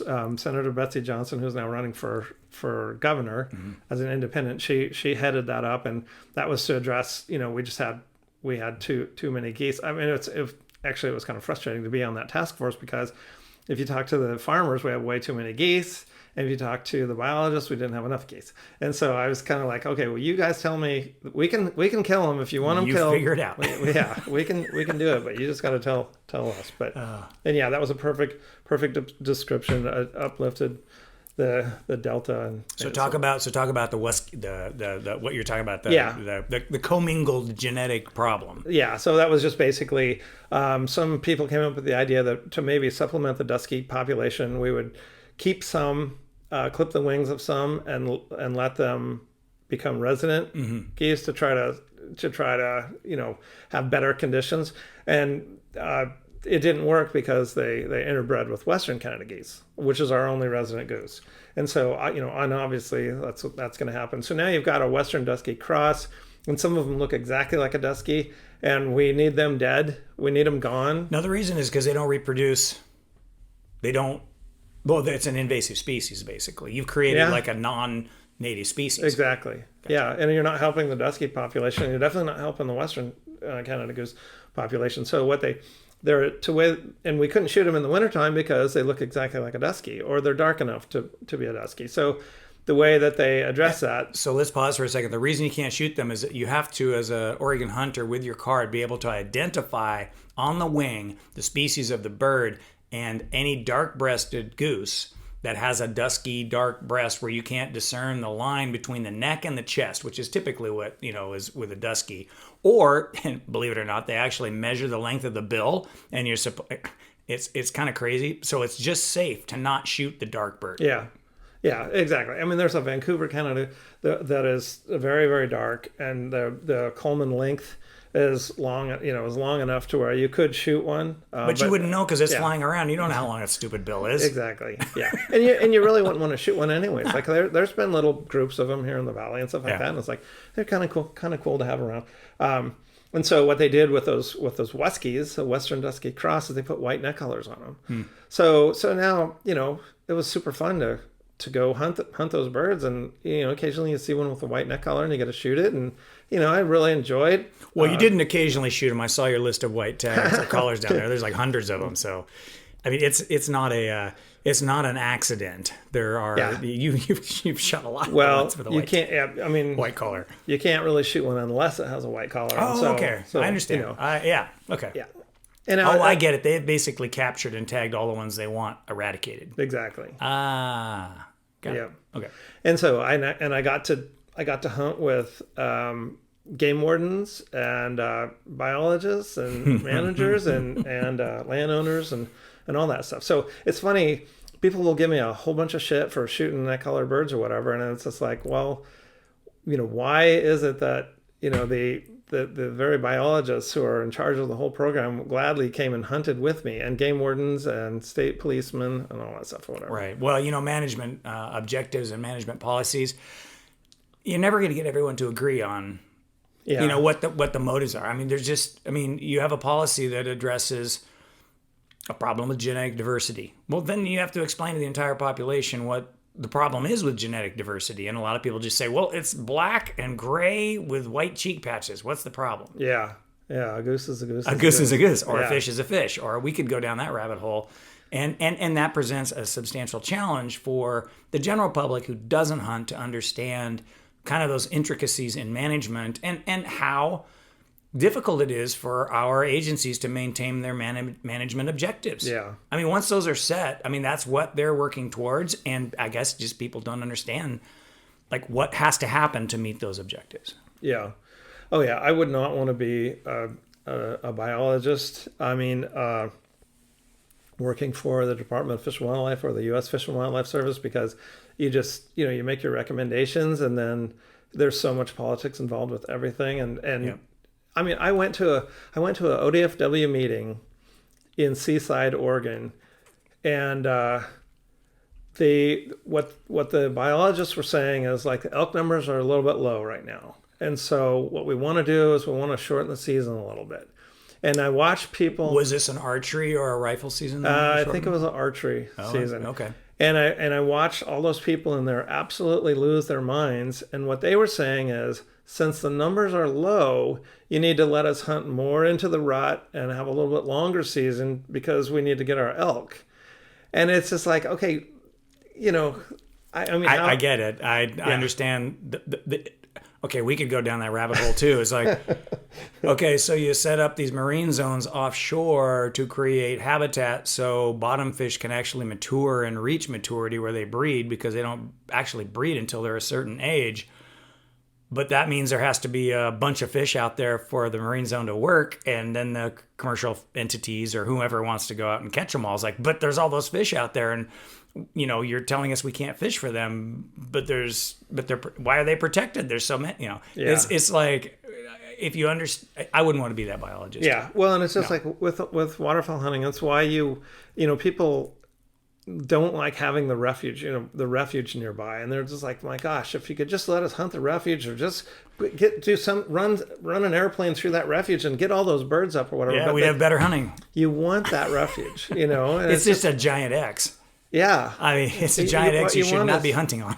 Yeah, you want a small amount of birds to trickle in occasionally, and that's your constant, steady flow of birds, and how you have a good long season and 10 years of good hunting. So that's interesting. One of the things that I have wondered about, and this is so Ducks Unlimited joined forces with Metro to help buy some properties that are now Metro lands, and the whole point of that is to, you know what I'm talking about out here. Yeah. It's like the whole point of that is, you know, Killen or Wabato or whatever those two places. Yeah. You know, now they're in the winter. I'll bet you half of the Pacific Flyway is sitting on those two lakes. I mean, there's freaking 10,000 ducks on that one lake, and everybody's like saying, well, there's no ducks in the Willamette Valley. Where are they? It's like, well, they're on one giant X where nobody can hunt. Yeah. And I've actually posed this question to Ducks Unlimited, and it plays directly into what you were saying, is that you need the X's. You need safe places for them. You need places for them to rest. You need places for them to recuperate. Eventually, they're going to move out if they're migratory, you hope. And if they don't, they're still going to be mobile in their need to find food and stuff. So you will have an opportunity to see them on the fringes or on the edges.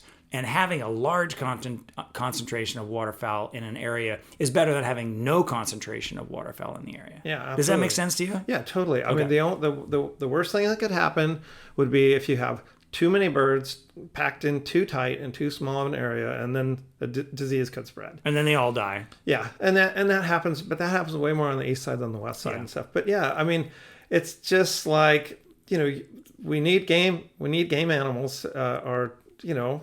And so, you know, I just think people need to be patient and stuff like that. On that Wapato, in that situation, now they've made it to where there's 6 blinds out there, and they have some permit hunting, and it's terrible. The water is so high. You know what's funny is in the winter, the water's so high, you can't take a boat out there to hunt from, but you have to wade at the absolute top of your waders to get to the duck blind. Oh, my neighbor is just throwing a huge fit about that one to make it through. So my friend Tim Bates, who I guess, you know, I've had waterfowling mentors. I guess he, you know, he considers me as waterfowling mentor. I introduced him to waterfowl hunting and stuff. And he has a lease that's right on the very edge of that Wapato. And it's been just fabulous hunting for a long, long time. Now that they've allowed hunting there, it's changed his hunting quite a bit. That's real interesting, because he had like a giant resting area where nobody basically could hunt. But Right it on the wasn't a other side of refuge, the dike. right on the other side of the dike. Yeah. So he got the spun off birds. The birds would spin off, and he would have good hunting. It's a lot like a lot of the clubs out on Salvie Island. You know, if you're near Sturgeon Lake or there's other places where they're close to hunting. I mean, I'm thinking, you know, Fazio's and some of those other clubs out there. Those are all spin-off birds. Those are all birds that spin off when they're moving from roosting to feeding. And, you know, when I was a kid, I was fortunate to be invited to go hunt out at some of the Fazio properties. And it was a lot of fun. I got to tell you, it was a lot of fun. And I got to meet some really good duck callers. You know, like whether it's Wally Rimmers or Ron Spada, those guys were in the blinds with us. And I'm like, oh, my God, those guys. I mean, Spada? I don't know if you that guy can call ducks. Yeah. He's a wicked duck caller, and he has a sound that I don't think anybody can replicate. Yeah. And it's just amazing the magic that happens when he starts blowing a duck call, because it is different. It is different than what anyone else is doing, and it's like a magnet. And I saw that when I was a kid. I was, you know, 15, 16, 17-year-old kid. It's like, holy crap, that is an artist. That dude is a pure artist. And that was probably a cum duck. It was. Yeah. The green cum duck. And let's go. So my... this conversation is going to go a little longer than an hour. Two of my friends that we always hunted public land, Steve Moranis and Gary Miller. And, you know Moranis? No way. You know Steve Moranis? Oh, yeah. I'm going fishing with him tomorrow. Well, say hi for me. Okay, all right. I will. I have not seen Steve. So, okay, before you go. So, I met Steve on a steelhead fishing trip on the Kilchis River, probably back in about 1987. His buddy Tyler and I worked together at the Larry Sports Center, and Tyler says, "Hey man, you want to go fishing with my buddy? We're going to go to the Kilchis tomorrow, or we want to steelhead fishing." So Steve Mirandis was in the boat with us, and we proceeded to catch some steelhead, a bunch of steelhead. Later in life, I met his sister, and I think Lisa was her name, and I said, Mirandis? Well, I knew Steve. I went steelhead fishing with him. Well, apparently they live on Salvie Island, and tragically, I think his wife died in a horseback riding accident. Yeah. I have not seen him. I have not seen that guy in 30 years. But there was one day on the Kilchis River where we absolutely crushed them, and he told the funniest joke. And before we proceed, I have to tell this funny joke. Yeah. I'll tell it. I'll remind him tomorrow. So he was saying, like, you know, this buddy of mine, you know, he, you know, had this problem. he came home one day from fishing, and he got home, and he and his wife immediately went directly into the bedroom, and they started messing around, and things were, getting hot and heavy, and then, the clothes come off, and all of a sudden she stops and she looks down and she says, "There's glitter on you. There's glitter right there. You didn't go steelhead fishing. You're hanging out with strippers." And the guy's like, well, no, you don't, no, wait, no. And it doesn't, he says, "No, it's called smelly jelly. It has glitter in it. And when I took a leak, it probably transferred to my unit from my fingers." And that probably came from a real story. I'm sure it's true. I died laughing so hard. So anyways, tell Mirandus about that, because I still remember that. I laughed so hard about fell out of the drift boat. I will, yeah. So with Steve, he's been kind of wanting to get back into trout fishing, and I've been Euro nymphing on the Deschutes.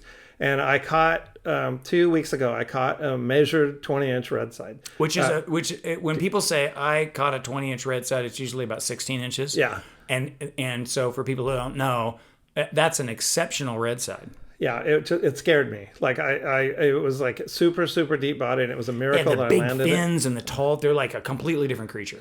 Yeah. I'll show you a picture. And anyway, so that got Steve's attention, and he went into the Royal Treatment fly shop yesterday. I told him to talk to Josh Lynn about Euro nymphing, and he ended up buying an Echo Shadow the rod and all that. Yeah. I should have told him to go to Fin and Fire, but that's a little far. But anyway, so then he could have bought it online. Yeah, that's okay. True. Yeah. Then he called me, and he's like, yeah, I called our friend Jerry Burns, who now moved to Montana, and it just killed Jerry to move to Montana because he had a duck boat and everything like that and lived here. But now Jerry, the only thing he could think of to do is take up trout fishing. So he's got into Euro nymphing, and he's been doing pretty good. So Steve said that Jerry jumped in the truck and is heading to the Deschutes. They're meeting there today, and then I want to meet them there tomorrow. Well, this is the great thing about this podcast is, as I said, that what normally happens is we present our lives, and there are these parallel lives.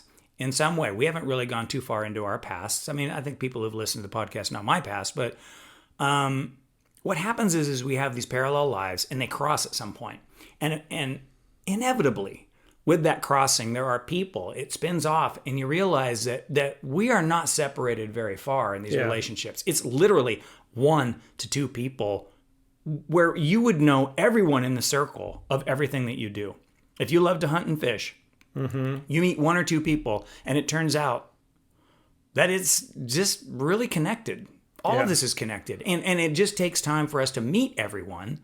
And that's kind of my goal with the podcast, is I really want to make those intersections obvious, and I want to meet as many people as I can who care and love to care about and love to do the things that I love to do. So for me, this is a great experience to just connect with you, because I've heard about you, and it's just been it is a great opportunity. So I want you to ask Steve if he remembers that day on the Kelchis River. Okay. All right, I will. The other thing I want to do is blow my duck call and have you either critique it, give me a comment or two, because I'm always looking at improving. And I'm going to have to blow it over here because it's really loud with the microphone. I'm just going to have to blow it over here. And just so everyone knows, this is about a 1940 Olt Bakelite duck call that my grandfather had. He died in 1971. And it's an interesting duck call because it doesn't have a flat soundboard. It actually has an elevated and contoured soundboard. So it has a completely different sound than your typical Olt hard rubber. It's actually not even made out of hard rubber. It has an interesting cork that I had to replace. And I had to do a little sanding and filing of the reed just so that it would finish the call a little better than it used to when it came to me from my grandfather. But anyways, we're going to see how this works. Yeah. I'm going to turn it over here. We'll just... Oh, yeah. Okay.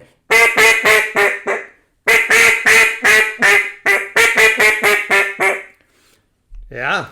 That sounds great to me. I mean, I would just think that was a duck, so... I know. And so what's great about this call is it has an interesting sound in that I can change the tone just depending on where my finger position is over the sound hole. But it also talks really quietly. It's like... You sound like 2 ducks by just depending on where you put your finger on the sound hole. You can sound like two mallards easily just by doing a little muffling. So yeah, that sound reminds me of like the old Primos winch, which is a double reed. Yeah. And that was a really nasty, really whiny call and stuff like that. But Right. but that has more tonal range because it's So that's what I was going to say. The bottom end and the resonance of this call is way greater than the winch. Because I actually bought the winch, and I think it had a little sound hole on the top too, where you could go those two different sounds. The hole, But this has more of a kind of a deep resonance.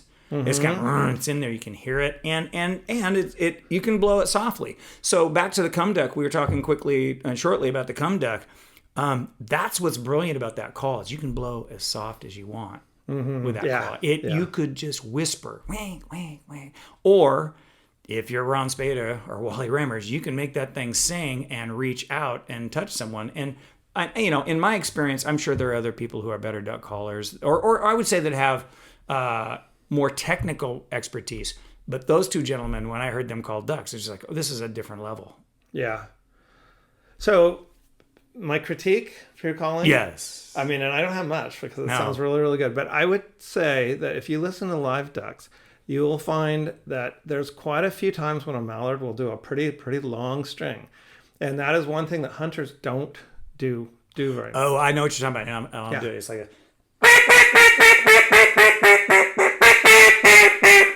Yeah, absolutely. Is that what you're talking about? That sounded really, really, really good. I've listened to a bunch of ducks.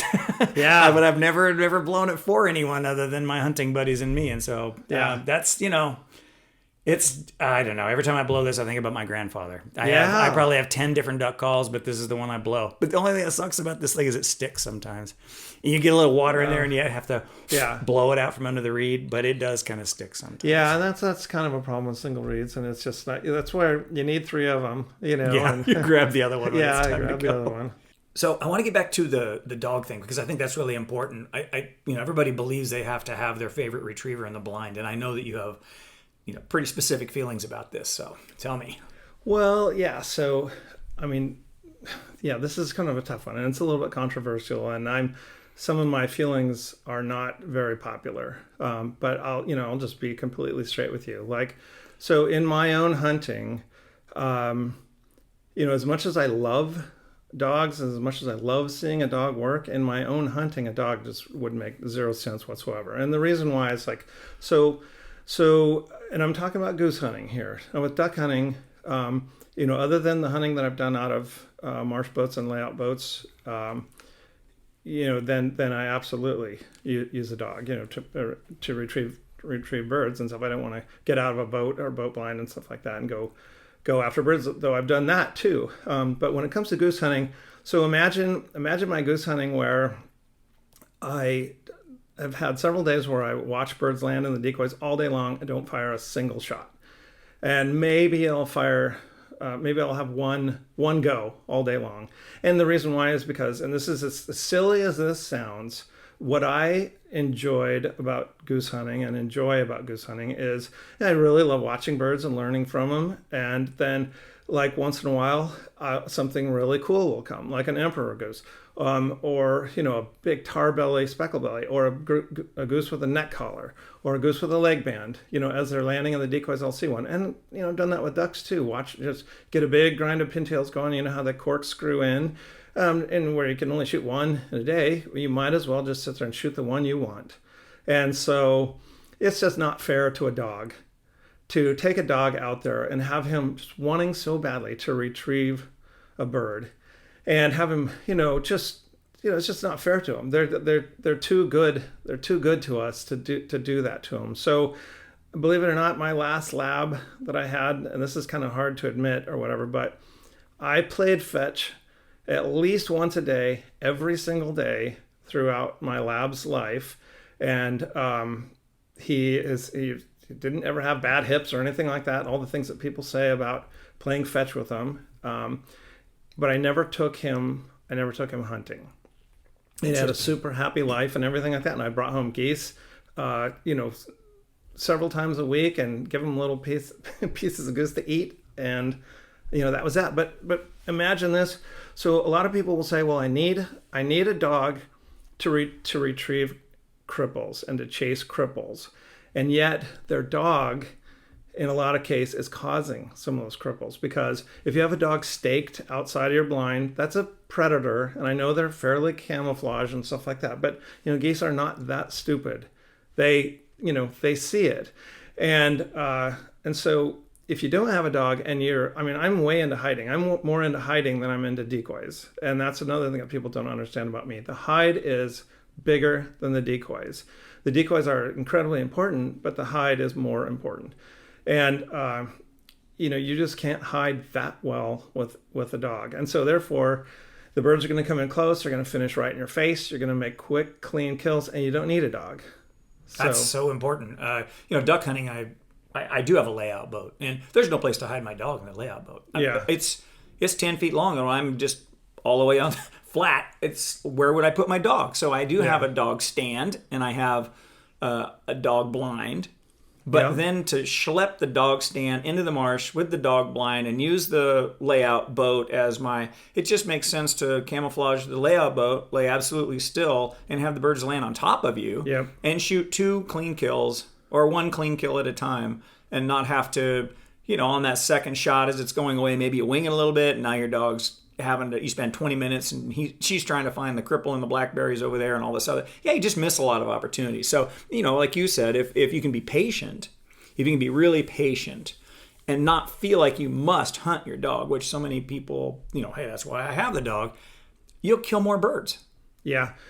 Yeah, absolutely. But there's 2 things. For one is like with my own dog, I felt like if taking him even one time would make him know what he's missing and be super sad every single morning when I left. So I get it. So that was a really tough one. And then the other thing is that throws all this out the window is, watching a dog work is a completely separate sport. It's completely different from hunting and completely separate. And it is it's every bit as rewarding. And I get that. So you can throw all this out the window if you would rather, just watch your dog work. And I've known tons of people and I've guided lots of people that have said, like, all I'm out here for is just to watch my dog work. And I totally get that. But that's, you saw my neck color collection over there, and I would not have those if I was hunting with a dog. So, it's a trade-off. I used to spend more days duck hunting than I did pheasant hunting, and now I honestly spend, 15 or 20 days chasing pheasants, and the dog gets in such great shape at the end of the pheasant season, and she has more fun chasing pheasants, I think, than the duck thing. I mean, she sits in the boat and waits for something to happen, and she's trained. I can cast her back over. She's, I can handle her at distance, but for her, it's just a heck of a lot more fun, and I think it's a lot more fair to her to let her just run around the countryside and do what she does, which is to find, a bird that is the size of a chicken who smells good. And when it gets up, there's great feedback. Yeah. And they get to be active, almost all day. Whereas with it, I've had days of duck hunting where it was slow and, and then you never know the temperament of the lab that you're hunting with. Like some of them just, whine the whole time because they really want to be, retrieving birds. But then if you get one that doesn't do that at all, then it's like, well, are they really into it enough? Are they energetic enough and committed enough and determined enough and stuff? But, I always feel bad when these beautiful labs that are just great dogs and great retrievers, and we're sitting there and, it's just a bluebird day and no wind and nothing's happening. And it's just like, yeah, I feel bad. Fortunately, this dog is the first lab. This is my 3rd lab, and she doesn't whine. The other 2 are like little Porsches going at like 8,000 RPMs all the time. And it just drove me nuts. I think we flared more birds with the dog whining in the boat because it's just like, just shut up for 30 seconds and we'll be able to kill these stupid birds. What we need to invent, and I'll be the first to say this right now so that we have it on record, that this will be you and we will invent this. It's like something that you could strap on the dog's face, and when it whines, it makes like a feed chatter. Would that be perfect? It's awesome. It's a voice modulator. Yeah, exactly.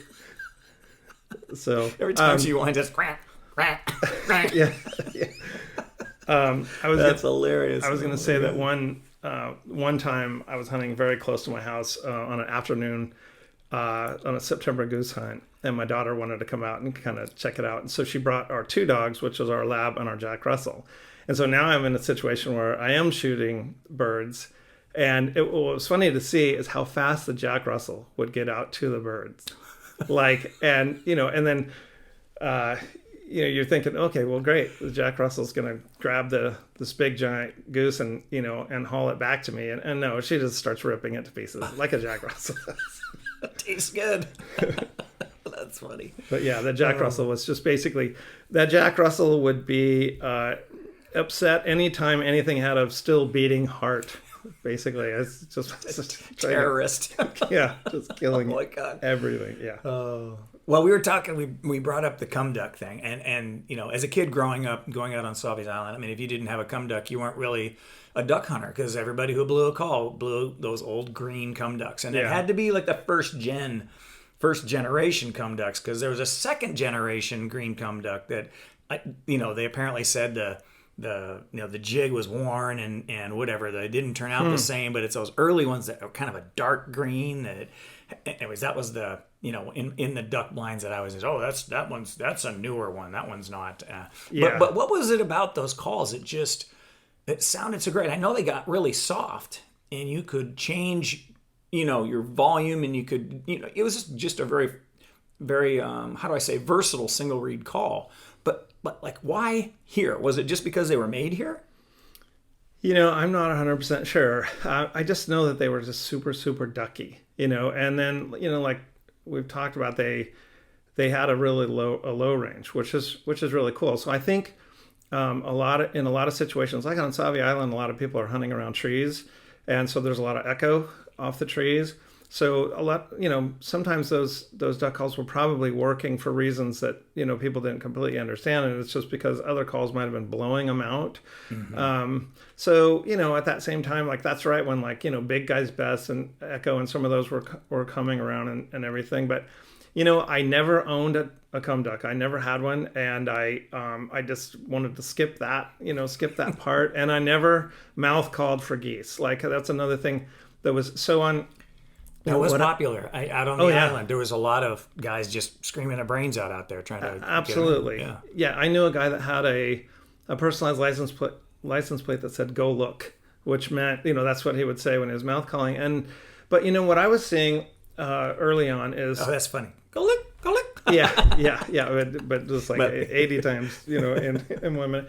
But kind of what I was seeing is like that group of people were also literally bragging about how many flats of shells they shoot in a season. Right. Well, my whole goal was to shoot as few times as possible, and I just kind of went completely the opposite.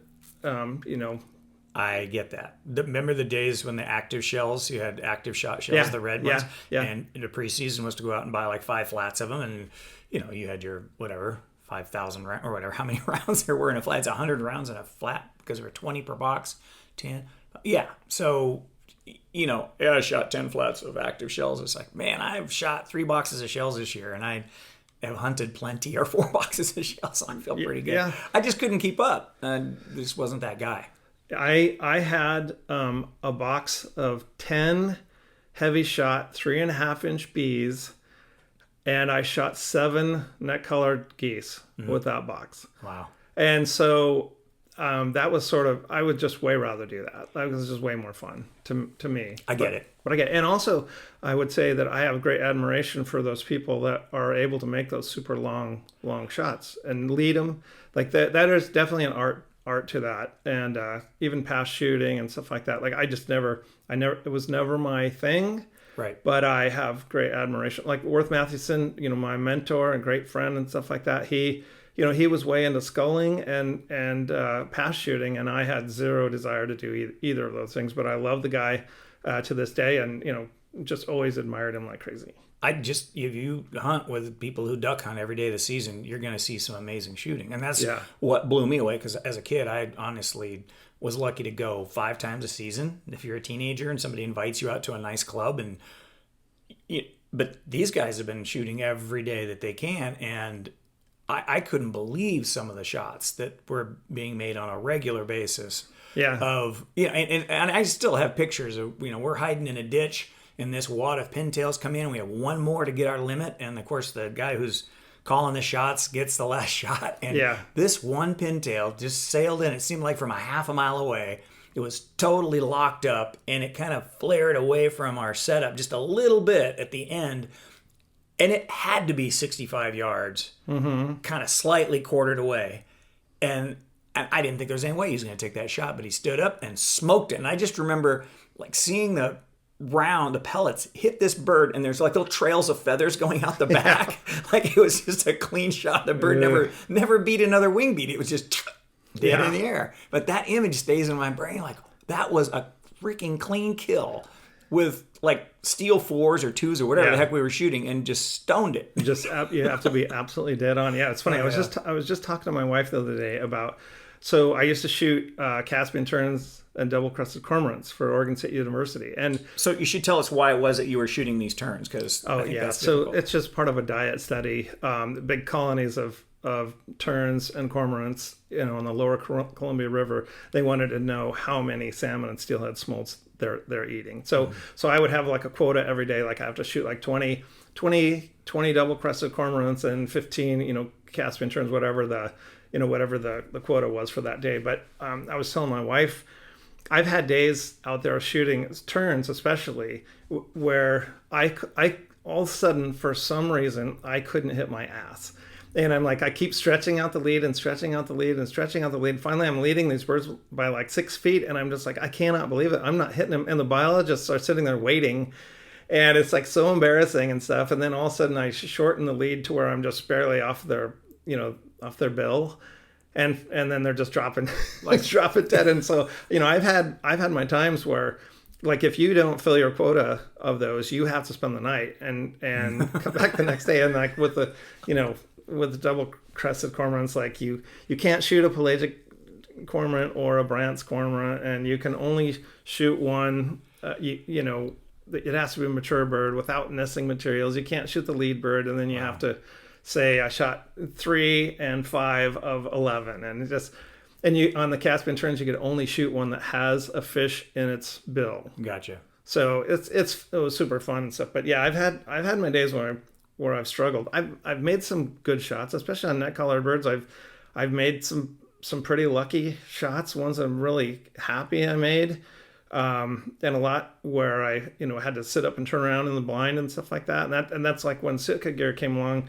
That was the greatest thing about it, is we finally had stuff that we could wear and you could actually move and shoot in. Yeah, exactly. It's like everything else was built off of a different, model and stuff. But I've had my days when I've struggled with shooting, that's for sure. And it's embarrassing when it happens. Well, I think the math is interesting. You have a duck that's crossing at 35 miles an hour at 50 yards, and in the whatever, depending on how fast your shot shells are, if it's a tenth of a second to get there, the duck has traveled 12 feet. Yeah, exactly. So, if you're just shooting at its bill and it's a crossing shot at 45 to 50 yards, and you're 4 feet behind it.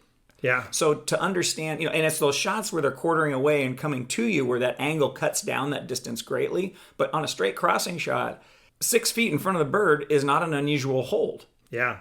And to just like give it a barrel space in front of it on a crossing shot at 50 yards, the math says you're going to be 3-4 feet behind it, maybe even more, depending on a crosswind or whatever. Yeah. But so that's where practice pays a lot. But then even with all the practice, I'm not a great shotgun shot. And I sometimes make those shots. I feel like that was a great shot. And then I replicate the exact same shot 10 times and I miss the bird. It's like, what the? Yeah.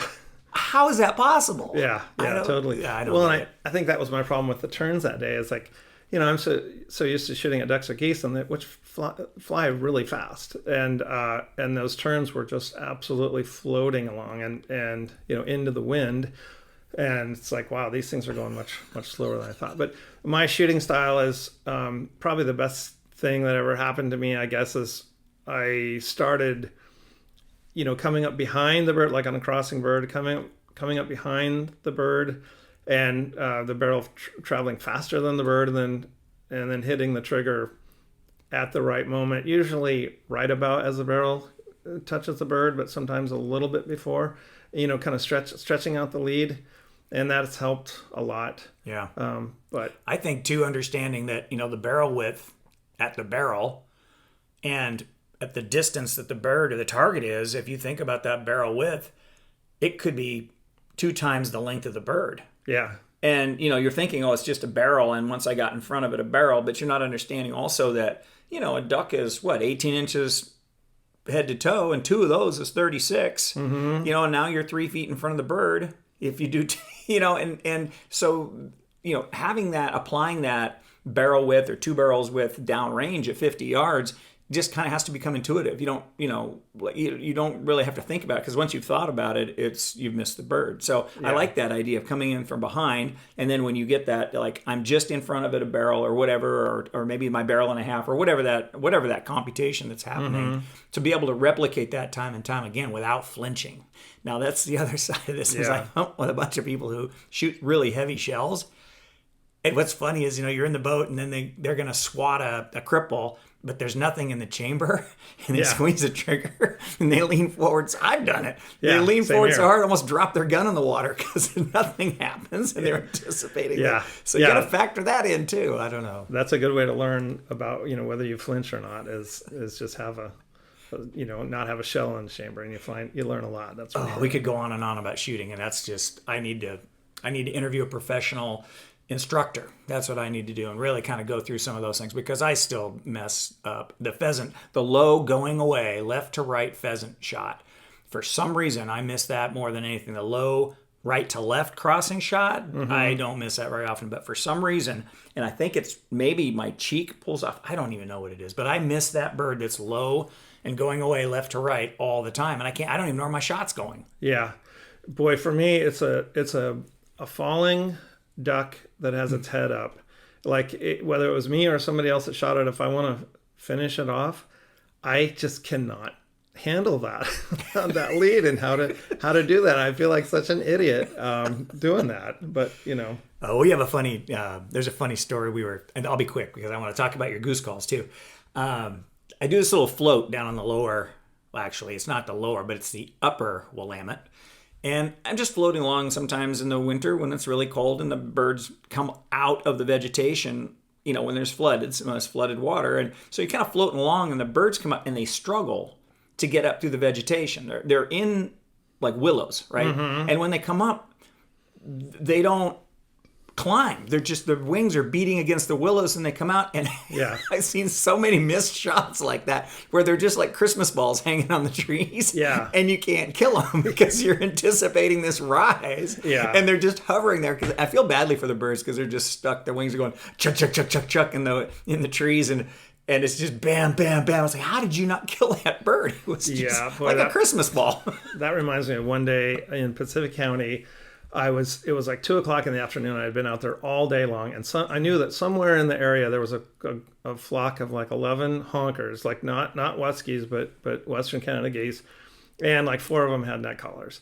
And I was like, I'm going to catch up with this group someday. And I'm sitting there, and the wind changed, and I just said to myself, Dave, you need to move your blind. You need to move your blind about 30 degrees to the right, or you're not in the game. And I was just being lazy about it, just thinking that it's not going to happen. And I just finally, I just got up and moved my blind, and it wasn't like 2 minutes later, here comes a flock of honkers, and I'm like, oh my God, it's them. And I see all 4 neck collars, and I'm like, in this case, I try to shoot all my neck collars on the wing, but when there's that many and they're going to land in your decoys, I'm like, okay, I'm not super used to this, but we're gonna let them land. And they come in, they just land right in my decoys.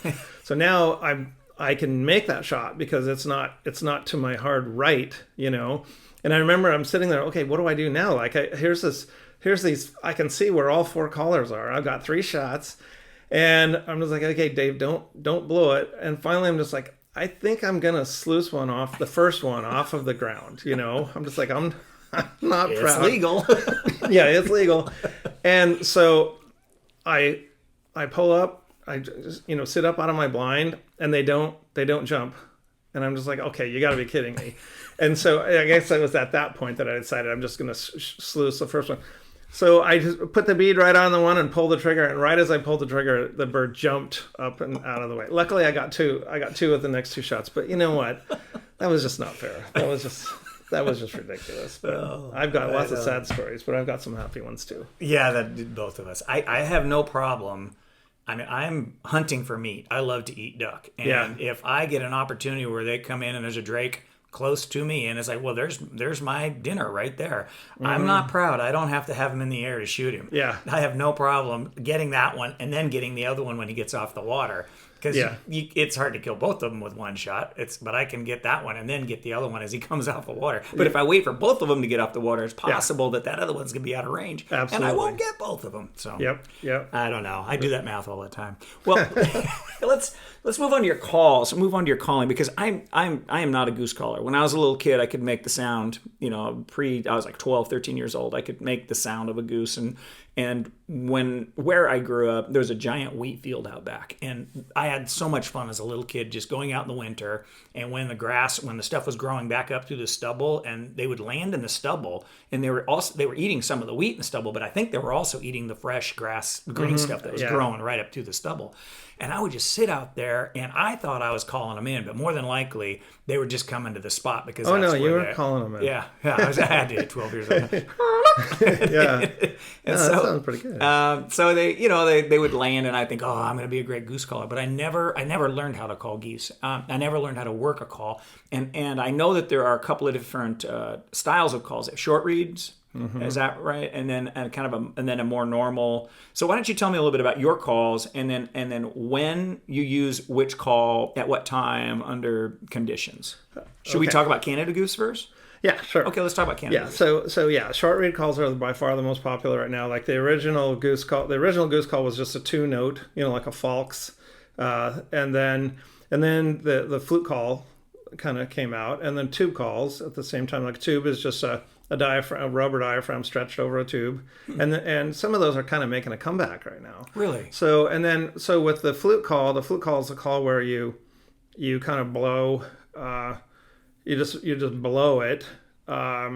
It's not from the diaphragm or anything like that. You don't like meter air through it or anything like that. And tube calls got really popular, and Tim Grounds won the World Goose Calling contest with that. By a tube. So I had one of those. I think it was called Long River. It was Big River. Big River. Yeah, that was a flute. That was a flute. That's a flute. Okay. Yeah. Yep. Okay. Yeah, that was a flute call. And so then, Charlie Hess and Tim Grounds and a couple of those guys, they started playing around with taking flute calls and cutting them way shorter.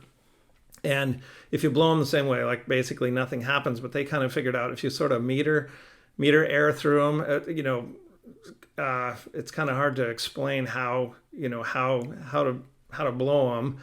Then all of a sudden they can make a two note, and then you can kind of add voice to make them a little bit get gravelly, and then next thing you know you've got a goose sound, and they are pretty versatile. You can make a lot of different goose sounds and stuff, and they're actually they kill birds really well because they're a little higher pitched. It's hard to get a flute call high pitched because they have to be long. Yeah. And so they're deep, and they're good for honkers and stuff. I think that's what I had was the longer Big River, and it just had kind of a deep sound, or like a deep aronk, Yeah. And it didn't seem like it had much variability. It seems like kind of just did the same thing depending on whether I had back pressure or not. It changed a little bit, but it sounded like it's just like a one-trick pony. It just kind of was that one sound. But that's just me. Yeah, and so I would say probably Sean Mann, he had one that was maybe like a hybrid between those, and it's really called a flute call, and it's long like a flute call, but it blows a little bit different. But that's another one that I guess I would say is pretty unique in the world. I mean, my gosh, Josh Newiller won the World Goose Calling Contest and the Champion of Champions with that call. Super goosey, and they're really fun, and I've got a few of those and stuff like that. So, but right now by far the most popular are short reed calls, and they're a little bit hard to learn how to blow from the beginning, but they are versatile, and you can get anything from a really deep gravelly honker to a super high pitched lesser. Do you have an example there? I know that it gets kind of loud in front of the microphone blowing a goose call, but maybe you could blow it to the back of the room and Yeah. you know. Yeah, I'll do my best. So, Yeah, kind of back over here. So, okay, I'll blow out my mic. So what do you want to hear? Well, I don't know. Just maybe. Okay, so they're like they're a quarter mile out and they're over the tree line and somebody's waving the flag and you just want to get their attention. Okay. You know what I mean? They're kind of way out there, and somebody's waving your black flag, and you're like, "Get that flag going!" And then they're like, "Here they are on the tree line." And do I get a warm up? You get a warm up if you. I don't know. Okay. Do you need one? So I probably need one. Okay, so like, can you hear me? Okay. Not as well. I mean, we could probably do the calling example when you stand up away from the mic. Okay. But if you want to talk to me, go ahead. Just let it rip.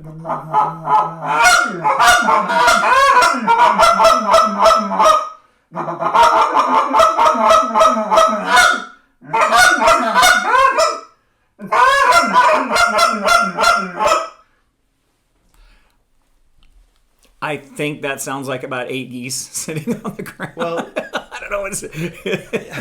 Well, that was. Hang on. Let me get your volume back up because I had to turn it way down. Go ahead. Okay, you want to try again? I think. Why don't you tell me what you would do if they were in kind of a normal approach sequence? Okay, so what I do, probably different than a lot of people, is I do a lot of like murmur stuff, gavelly stuff, and so I'll do that first, and that's okay. That's like this, like.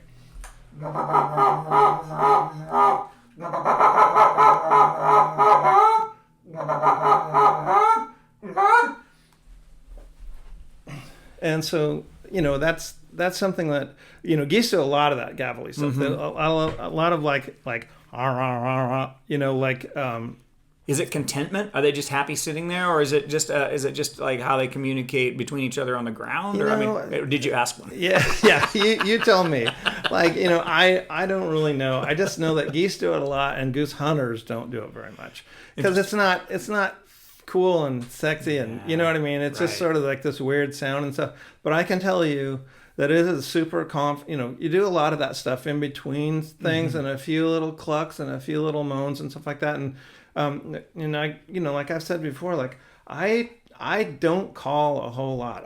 If they're willing to come in and land without me calling, I'm happy as could be. But if they come in and they don't quite land and then they're going to circle around, at that point I don't know if they're going to leave or if they're just circling around to come in and land. So then I give them a little bit of a confidence sound right at that moment. Okay, like it's why don't you show me what, let's try it. I'm going to turn down your mic again so we don't crush it. Okay.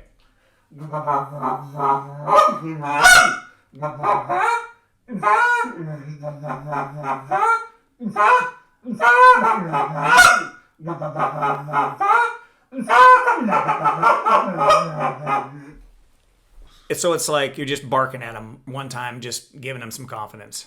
Yeah. Yep. Yeah, totally. Yep. Okay. I it's fascinating to me because when you hear geese talk, they fight on the ground, they argue with each other. It seems like they actually have some sort of a language back and forth. And I don't know if it's part of a pecking order that's on the ground, if there's hierarchy or all that, but they seem a lot more social as a group than say ducks are. Ducks seem like they're just out trying to feed or they're trying to sleep or whatever, don't bother me or whatever. But geese seem to be more of probably a family group. Yeah. And that's probably what you're dealing with, are some family groups. Yeah, especially the larger the subspecies, the more so. And like big geese act almost like turkeys. And I've had plenty of times when geese land 100 yards or more away, and then they start like hissing and running at my decoys, and it just feels exactly like you're turkey hunting, because I've had that happen turkey hunting so many times, where they're just so territorial and aggressive and all that stuff. I get that. I mean, it's just behaviors that that's the beauty of calling, right? You're trying to mimic a behavior that elicits this response. Now, I don't know how scientific it is with geese, and I don't even know if it's scientific with elk or anything like that. It's just you hear it enough times, you go, "Oh, I think I should do this now," and sometimes it works. Do you feel with geese that you've seen the behavior enough and you had enough responses to get enough feedback to know that in this moment, I know that if I do this, this is going to work? Well, yeah. I mean, and each subspecies is completely different. Yeah. So the larger the subspecies, the more likely you are to be able to actually communicate with them and do like a combat call or some voice that really means something to one of them. And so, and that's another thing that we talked about. There's also things that kind of repel birds and stuff like that. And I'm kind of meant to bring that up when we were talking about with duck hunting and with hiding and stuff like that. Not to get too far off the subject, but there is one thing that we didn't really talk about, and that is when there's a flock of ducks working you, and if you are, remember how I was saying like how important it is to not move, and so if you do move, within a flock of ducks, there's like subordinate and dominant birds and stuff, and any single bird in the flock can sway the flock away from you, and it's called murmuration. And it's like when you see a bunch of shorebirds along the beach and they all seem to turn at the same time, and you're like, how in the world are they doing that? Or even a giant flock of starlings or something like that. So one movement by a bird can persuade the rest of the flock to instantly react like that. So all it takes when you are so like with a flock of geese, it's most likely that the flock is being led by a pretty mature bird, and the ducks are completely different. And there's not even usually a lead bird, but all it takes is one bird in that, and it could be even a juvenile bird that sees something, and then that bird just persuades and pushes the rest of the flock away. And even though within that flock of 12 ducks, there could have been only one or two that caught some movement, and the rest didn't at all. But those one or two, they're dissuading the flock from coming any closer, and they're pushing the flock out further. And that's one thing that I just think a lot of people don't understand. That's just unbelievably important. So you have to sell it to every single. With geese, it's not the same. There could be I just thought of something, but go ahead. Yeah. Like with geese, as long as some mature birds are steering the flock, then even if another bird that's a juvenile saw something, they're coming. It's not the same with ducks. You don't want to piss off mom and dad. Yeah, exactly. Yeah, the penalties are, as we all know. Mom, but mom. I tried to tell you, like. Yeah, we lost Uncle Frank. Yesterday it was Uncle Paul. Like, come on. Yeah. Stop acting like I don't know anything. Yeah, exactly. It was like I have teenagers. They just don't understand me, Well, that's fascinating. So, I think not calling too much, that kind of goes against every goose hunting experience I've ever been involved in, because it seems like from the moment you see the birds, the group of callers just lights up, and everybody's just barking at these things, and they keep barking at them until they're dead on the ground, or they bump and go away. So that's fascinating that your idea is kind of the opposite of that. Yeah, but not always. So there's some caveats to that. For one, so in one area that I hunted by myself for like 5 years, where I really got to know these birds pretty intimately, and I just was so careful to not educate them, and because I wanted it to last. It wasn't that many birds total, and so I hunted them for like 5 years pretty much by myself and called very little. Well, one day all of us from DSD went out there, and I was like, well, let's show them something different, because we can. We've got a bunch of everybody's good at calling, and everybody was entering goose calling contests, and we were all doing pretty well in them and stuff. I said, and let's just like we're trying to blow them out of here. And it was just magical. I mean, birds were just bombing into us, and it was just like an epic day. But you couldn't do that every day. It's to your point, you educate the birds. Exactly. Like they're not going to come back. Yeah, and you got to show them something different. But it's just like like we were talking. You don't want to show your whole hand right off the bat, and you always want to have something up your sleeve. Like, for example, I have a flapper decoy. Tim Newbold, R.I.P. Great guy, made a really cool flapper decoy, and I will go 2 or 3 years between using it. I only use it when I absolutely have to. The last time I used it, a friend of mine drew a blind out at Sauvie Island, and we looked at the stats, and one goose had been killed in the entire unit that season. One total goose. And we went out and we put out really good decoys. We hid really well, and we used the flapper decoy. Like, this is the time to pull out all the stops. And we got our limits pretty easily.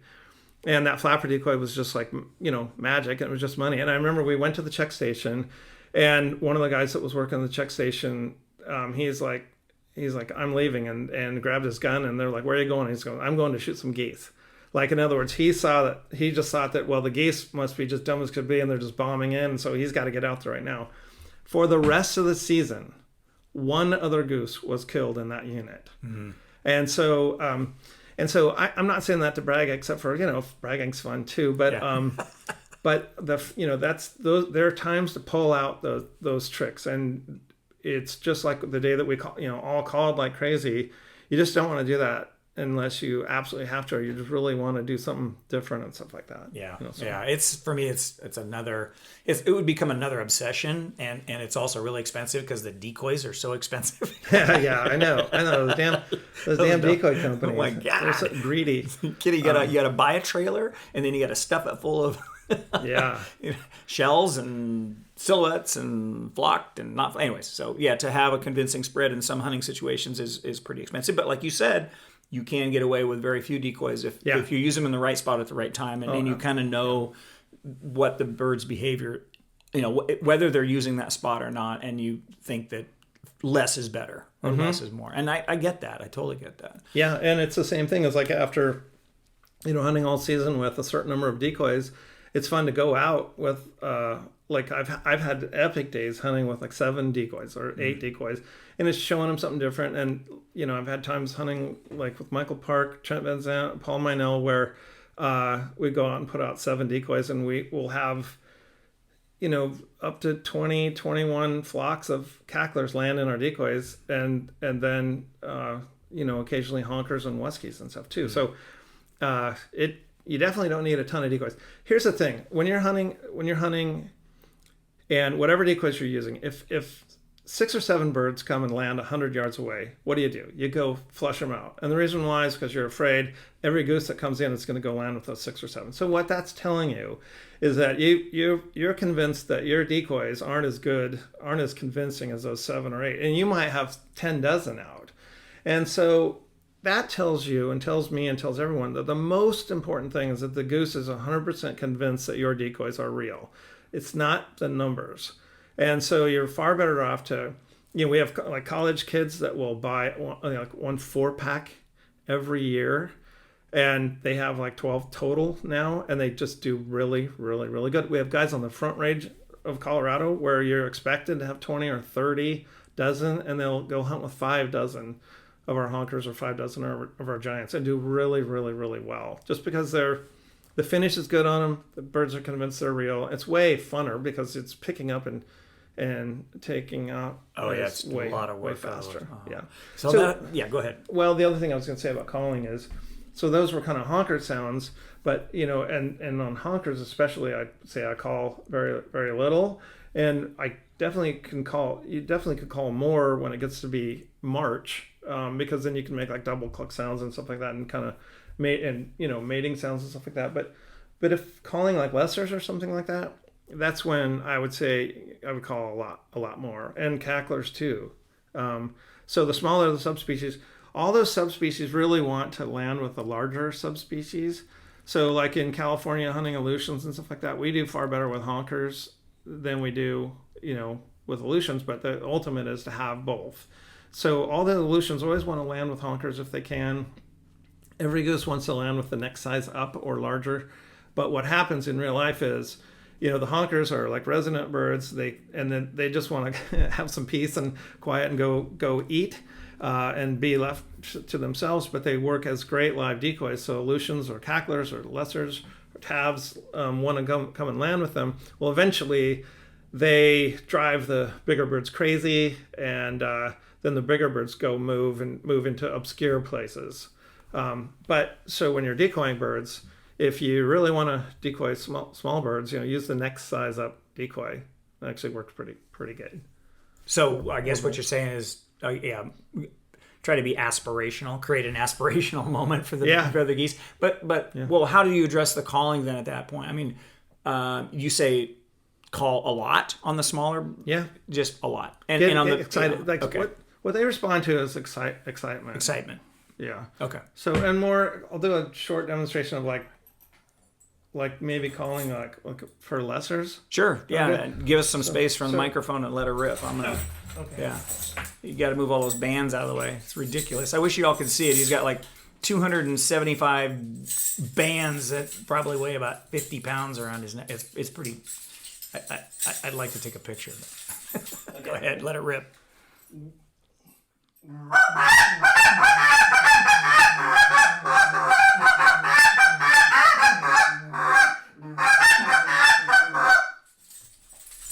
That's pretty impressive. That's, I feel like I should have a sound booth for that, so I could control it and get it just to sound just like, perfect audio quality. But I don't know, maybe in this room with the booming, I don't know. It was pretty impressive. Well, anything you could do to make me sound good, like I'm all for it. So what's weird is I have new hearing aids, and which, by the way, everybody wear hearing protection so you don't end up like Dave, because I've blown out my hearing with calling and with shooting. But these new hearing aids, like they make calling extremely difficult. Like I can't hear myself, and it just Is it because they shut down? Well, they don't shut down, but it's almost like they're too loud, and so therefore it's just like it all comes in as staticky. Huh. So I could have sounded like like a chicken. It doesn't sound like a chicken. Okay. No, it doesn't sound like chicken at all. So specs are another one, right? Do you do much snow goose and speck hunting? And I don't have any. That's fine. I don't have any of those calls. I've actually. It just sounds crazy. It's just like as much noise as you can make, blowing into it. And I have no idea if that's really what it is, but that's what it sounds like. Is people just. Yeah, I mean, if you look at like the states where you can use like e-collars, and some of them they do pretty good, and those are making a lot of sound, So a lot of snow goose hunting is with large spreads, and so to sell it and look realistic, having a lot of sound coming from a lot of it would be weird if there was no sound. Yeah, it'd be weird if there's no sound for sure. But at the same time, how do you spread out that sound over evenly over the flock? And though some people do have speakers throughout the spread, and I guess you can do that, can't you? I've never hunted for snows. I guess you can. No clip. I mean, no plugs and electronic calls, and you just. Oh wow. Yeah. So I've never been part of that. Wow. Yeah, up on the tundra, where they nest, when there's too many of them. They, instead of just picking the leaves off of all the forbs and everything like they normally do in this just any of the vegetation, they get so desperate for food that they eat it right down to the root and all, so then it doesn't come back. And so it's a depredation issue wherever there's a flock of snow geese. You have a depredation issue. Yeah, totally. They're just little feeding machines. So now that you've displayed your calling skills. We've talked about decoys. We've talked about, blind setup, the hide, dogs, all those things. I mean, I imagine there's quite a few listeners that are goose hunters. But if I am that kid, that college kid, or someone who's interested in learning how to do this, really likes the idea of hunting geese, as a like maybe three points of advice, like maybe prioritize the top three things that you would suggest someone should focus on if they want to get into this. And it could be anything, but I'm just thinking off the top of my head, where would they start? Yeah. Okay. Well, so, I could tell you what the most important aspects of hunting are, if that would help. And the first most important thing by far is scouting.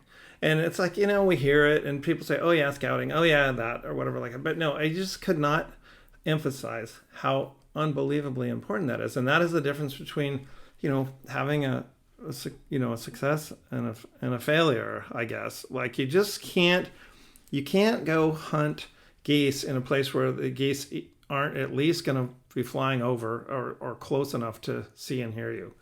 So, you put your time and effort into scouting and figuring out. And another thing is don't related to that is don't decide that I have a goose field and this is my goose field. The geese have wings. They're all over the place. And I don't care how great a hunt you had in that field in 2011. You just the geese ultimately decide. And if you need to, you can figure out where they roost. A roost means where they spend the night on water. And then in the morning, they get out and fly to a field and feed. And so if you have to, you can follow them in your car, your truck, or whatever, and see where they go. And knock on doors and get permission as many places as you can. Most people are happy to let goose hunters go out because farmers don't really like them. And then when they do, you pick up every single shot wad, and not just the empty shells or anything like that, but you just absolutely respect the hell out of that property and make it to where you absolutely cannot tell that anybody was there. And then you go shower them with gifts afterwards. You make goose jerky and you bring it to them and you just tell them how much you appreciate it. And you just absolutely do not go over any fences or drive in the field or anything like that, because that's how you get really, really good permissions and keep them, because your competition is not going to be doing that. They're going to be making those mistakes. And that will give you a huge leg up. And then you need some good decoys, but you don't need a ton of them. And then you can't hide in the decoys.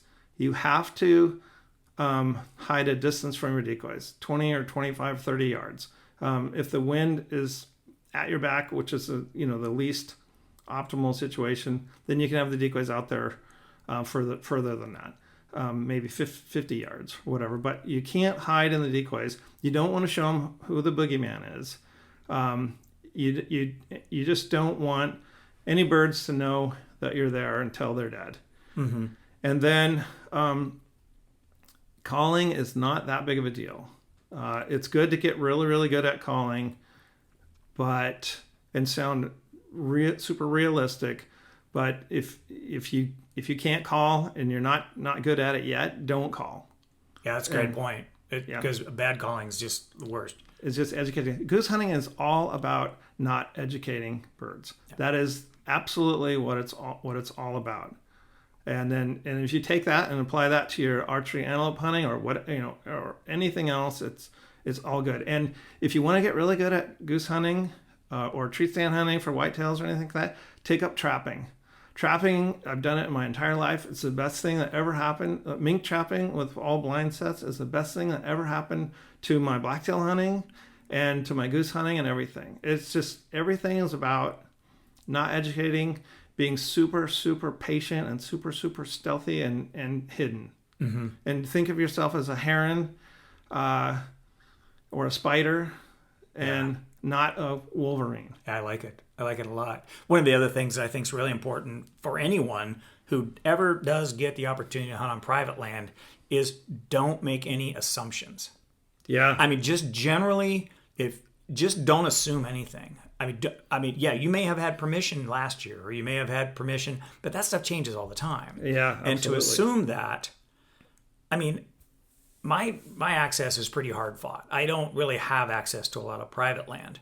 And I've hunted over public land. And even on public land, you really should not make any assumptions that you can't assume that your trail camera is not going to get stolen. You can't assume that the tree stand that you put up there on public land is going to be there next year. I mean, there's all kinds of things like that will, as soon as you stop making assumptions, the quality of your experience year after year after year will either increase or stay the same. But if you make assumptions and you're always occasionally or whatever being proved wrong, then your overall experience goes down. And that's not why we're doing what we're doing. Yeah. We're not doing that. So I really take that to heart about the private landowner and making sure that you leave no trace. I mean, boot marks and stuff aside, not leaving any trash or anything like that is I don't know, just good lessons that everybody should probably pay attention to. Well, and especially, it just gives you, part of this is competitive. And I enjoy that part of it. I love like hosing the pilgrims, as Jason Kirchie would say. But at the same time, I've been invited on many hunts where there'll be someone set up across the field from us. And like one time Scott Johnson invited me. Scott Johnson's super aggressive guy.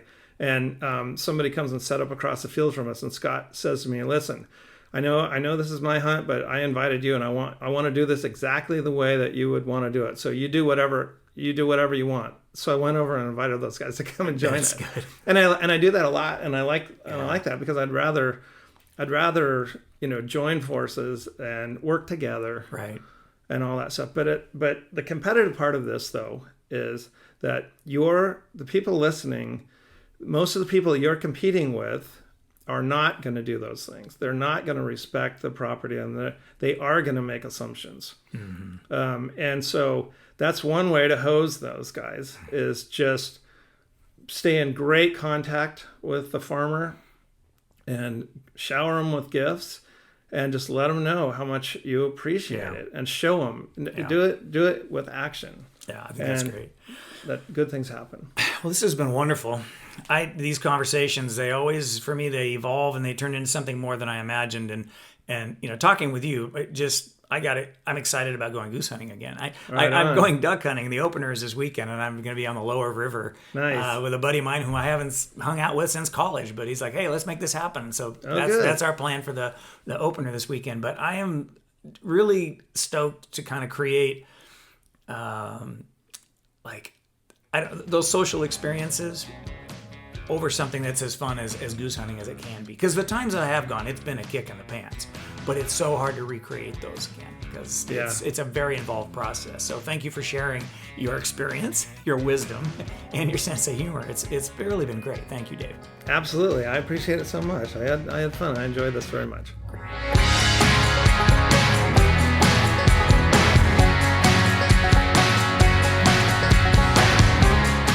Thank you for hanging in there. This was a pretty involved podcast. I know it was longer than most, but man, did we cover some territory. If you want to see some of the most realistic decoys on the market, go to davesmithdecoys.com. Dave's skills as an artist are apparent in the deer, turkey, and goose decoys that you find there. That's davesmithdecoys.com.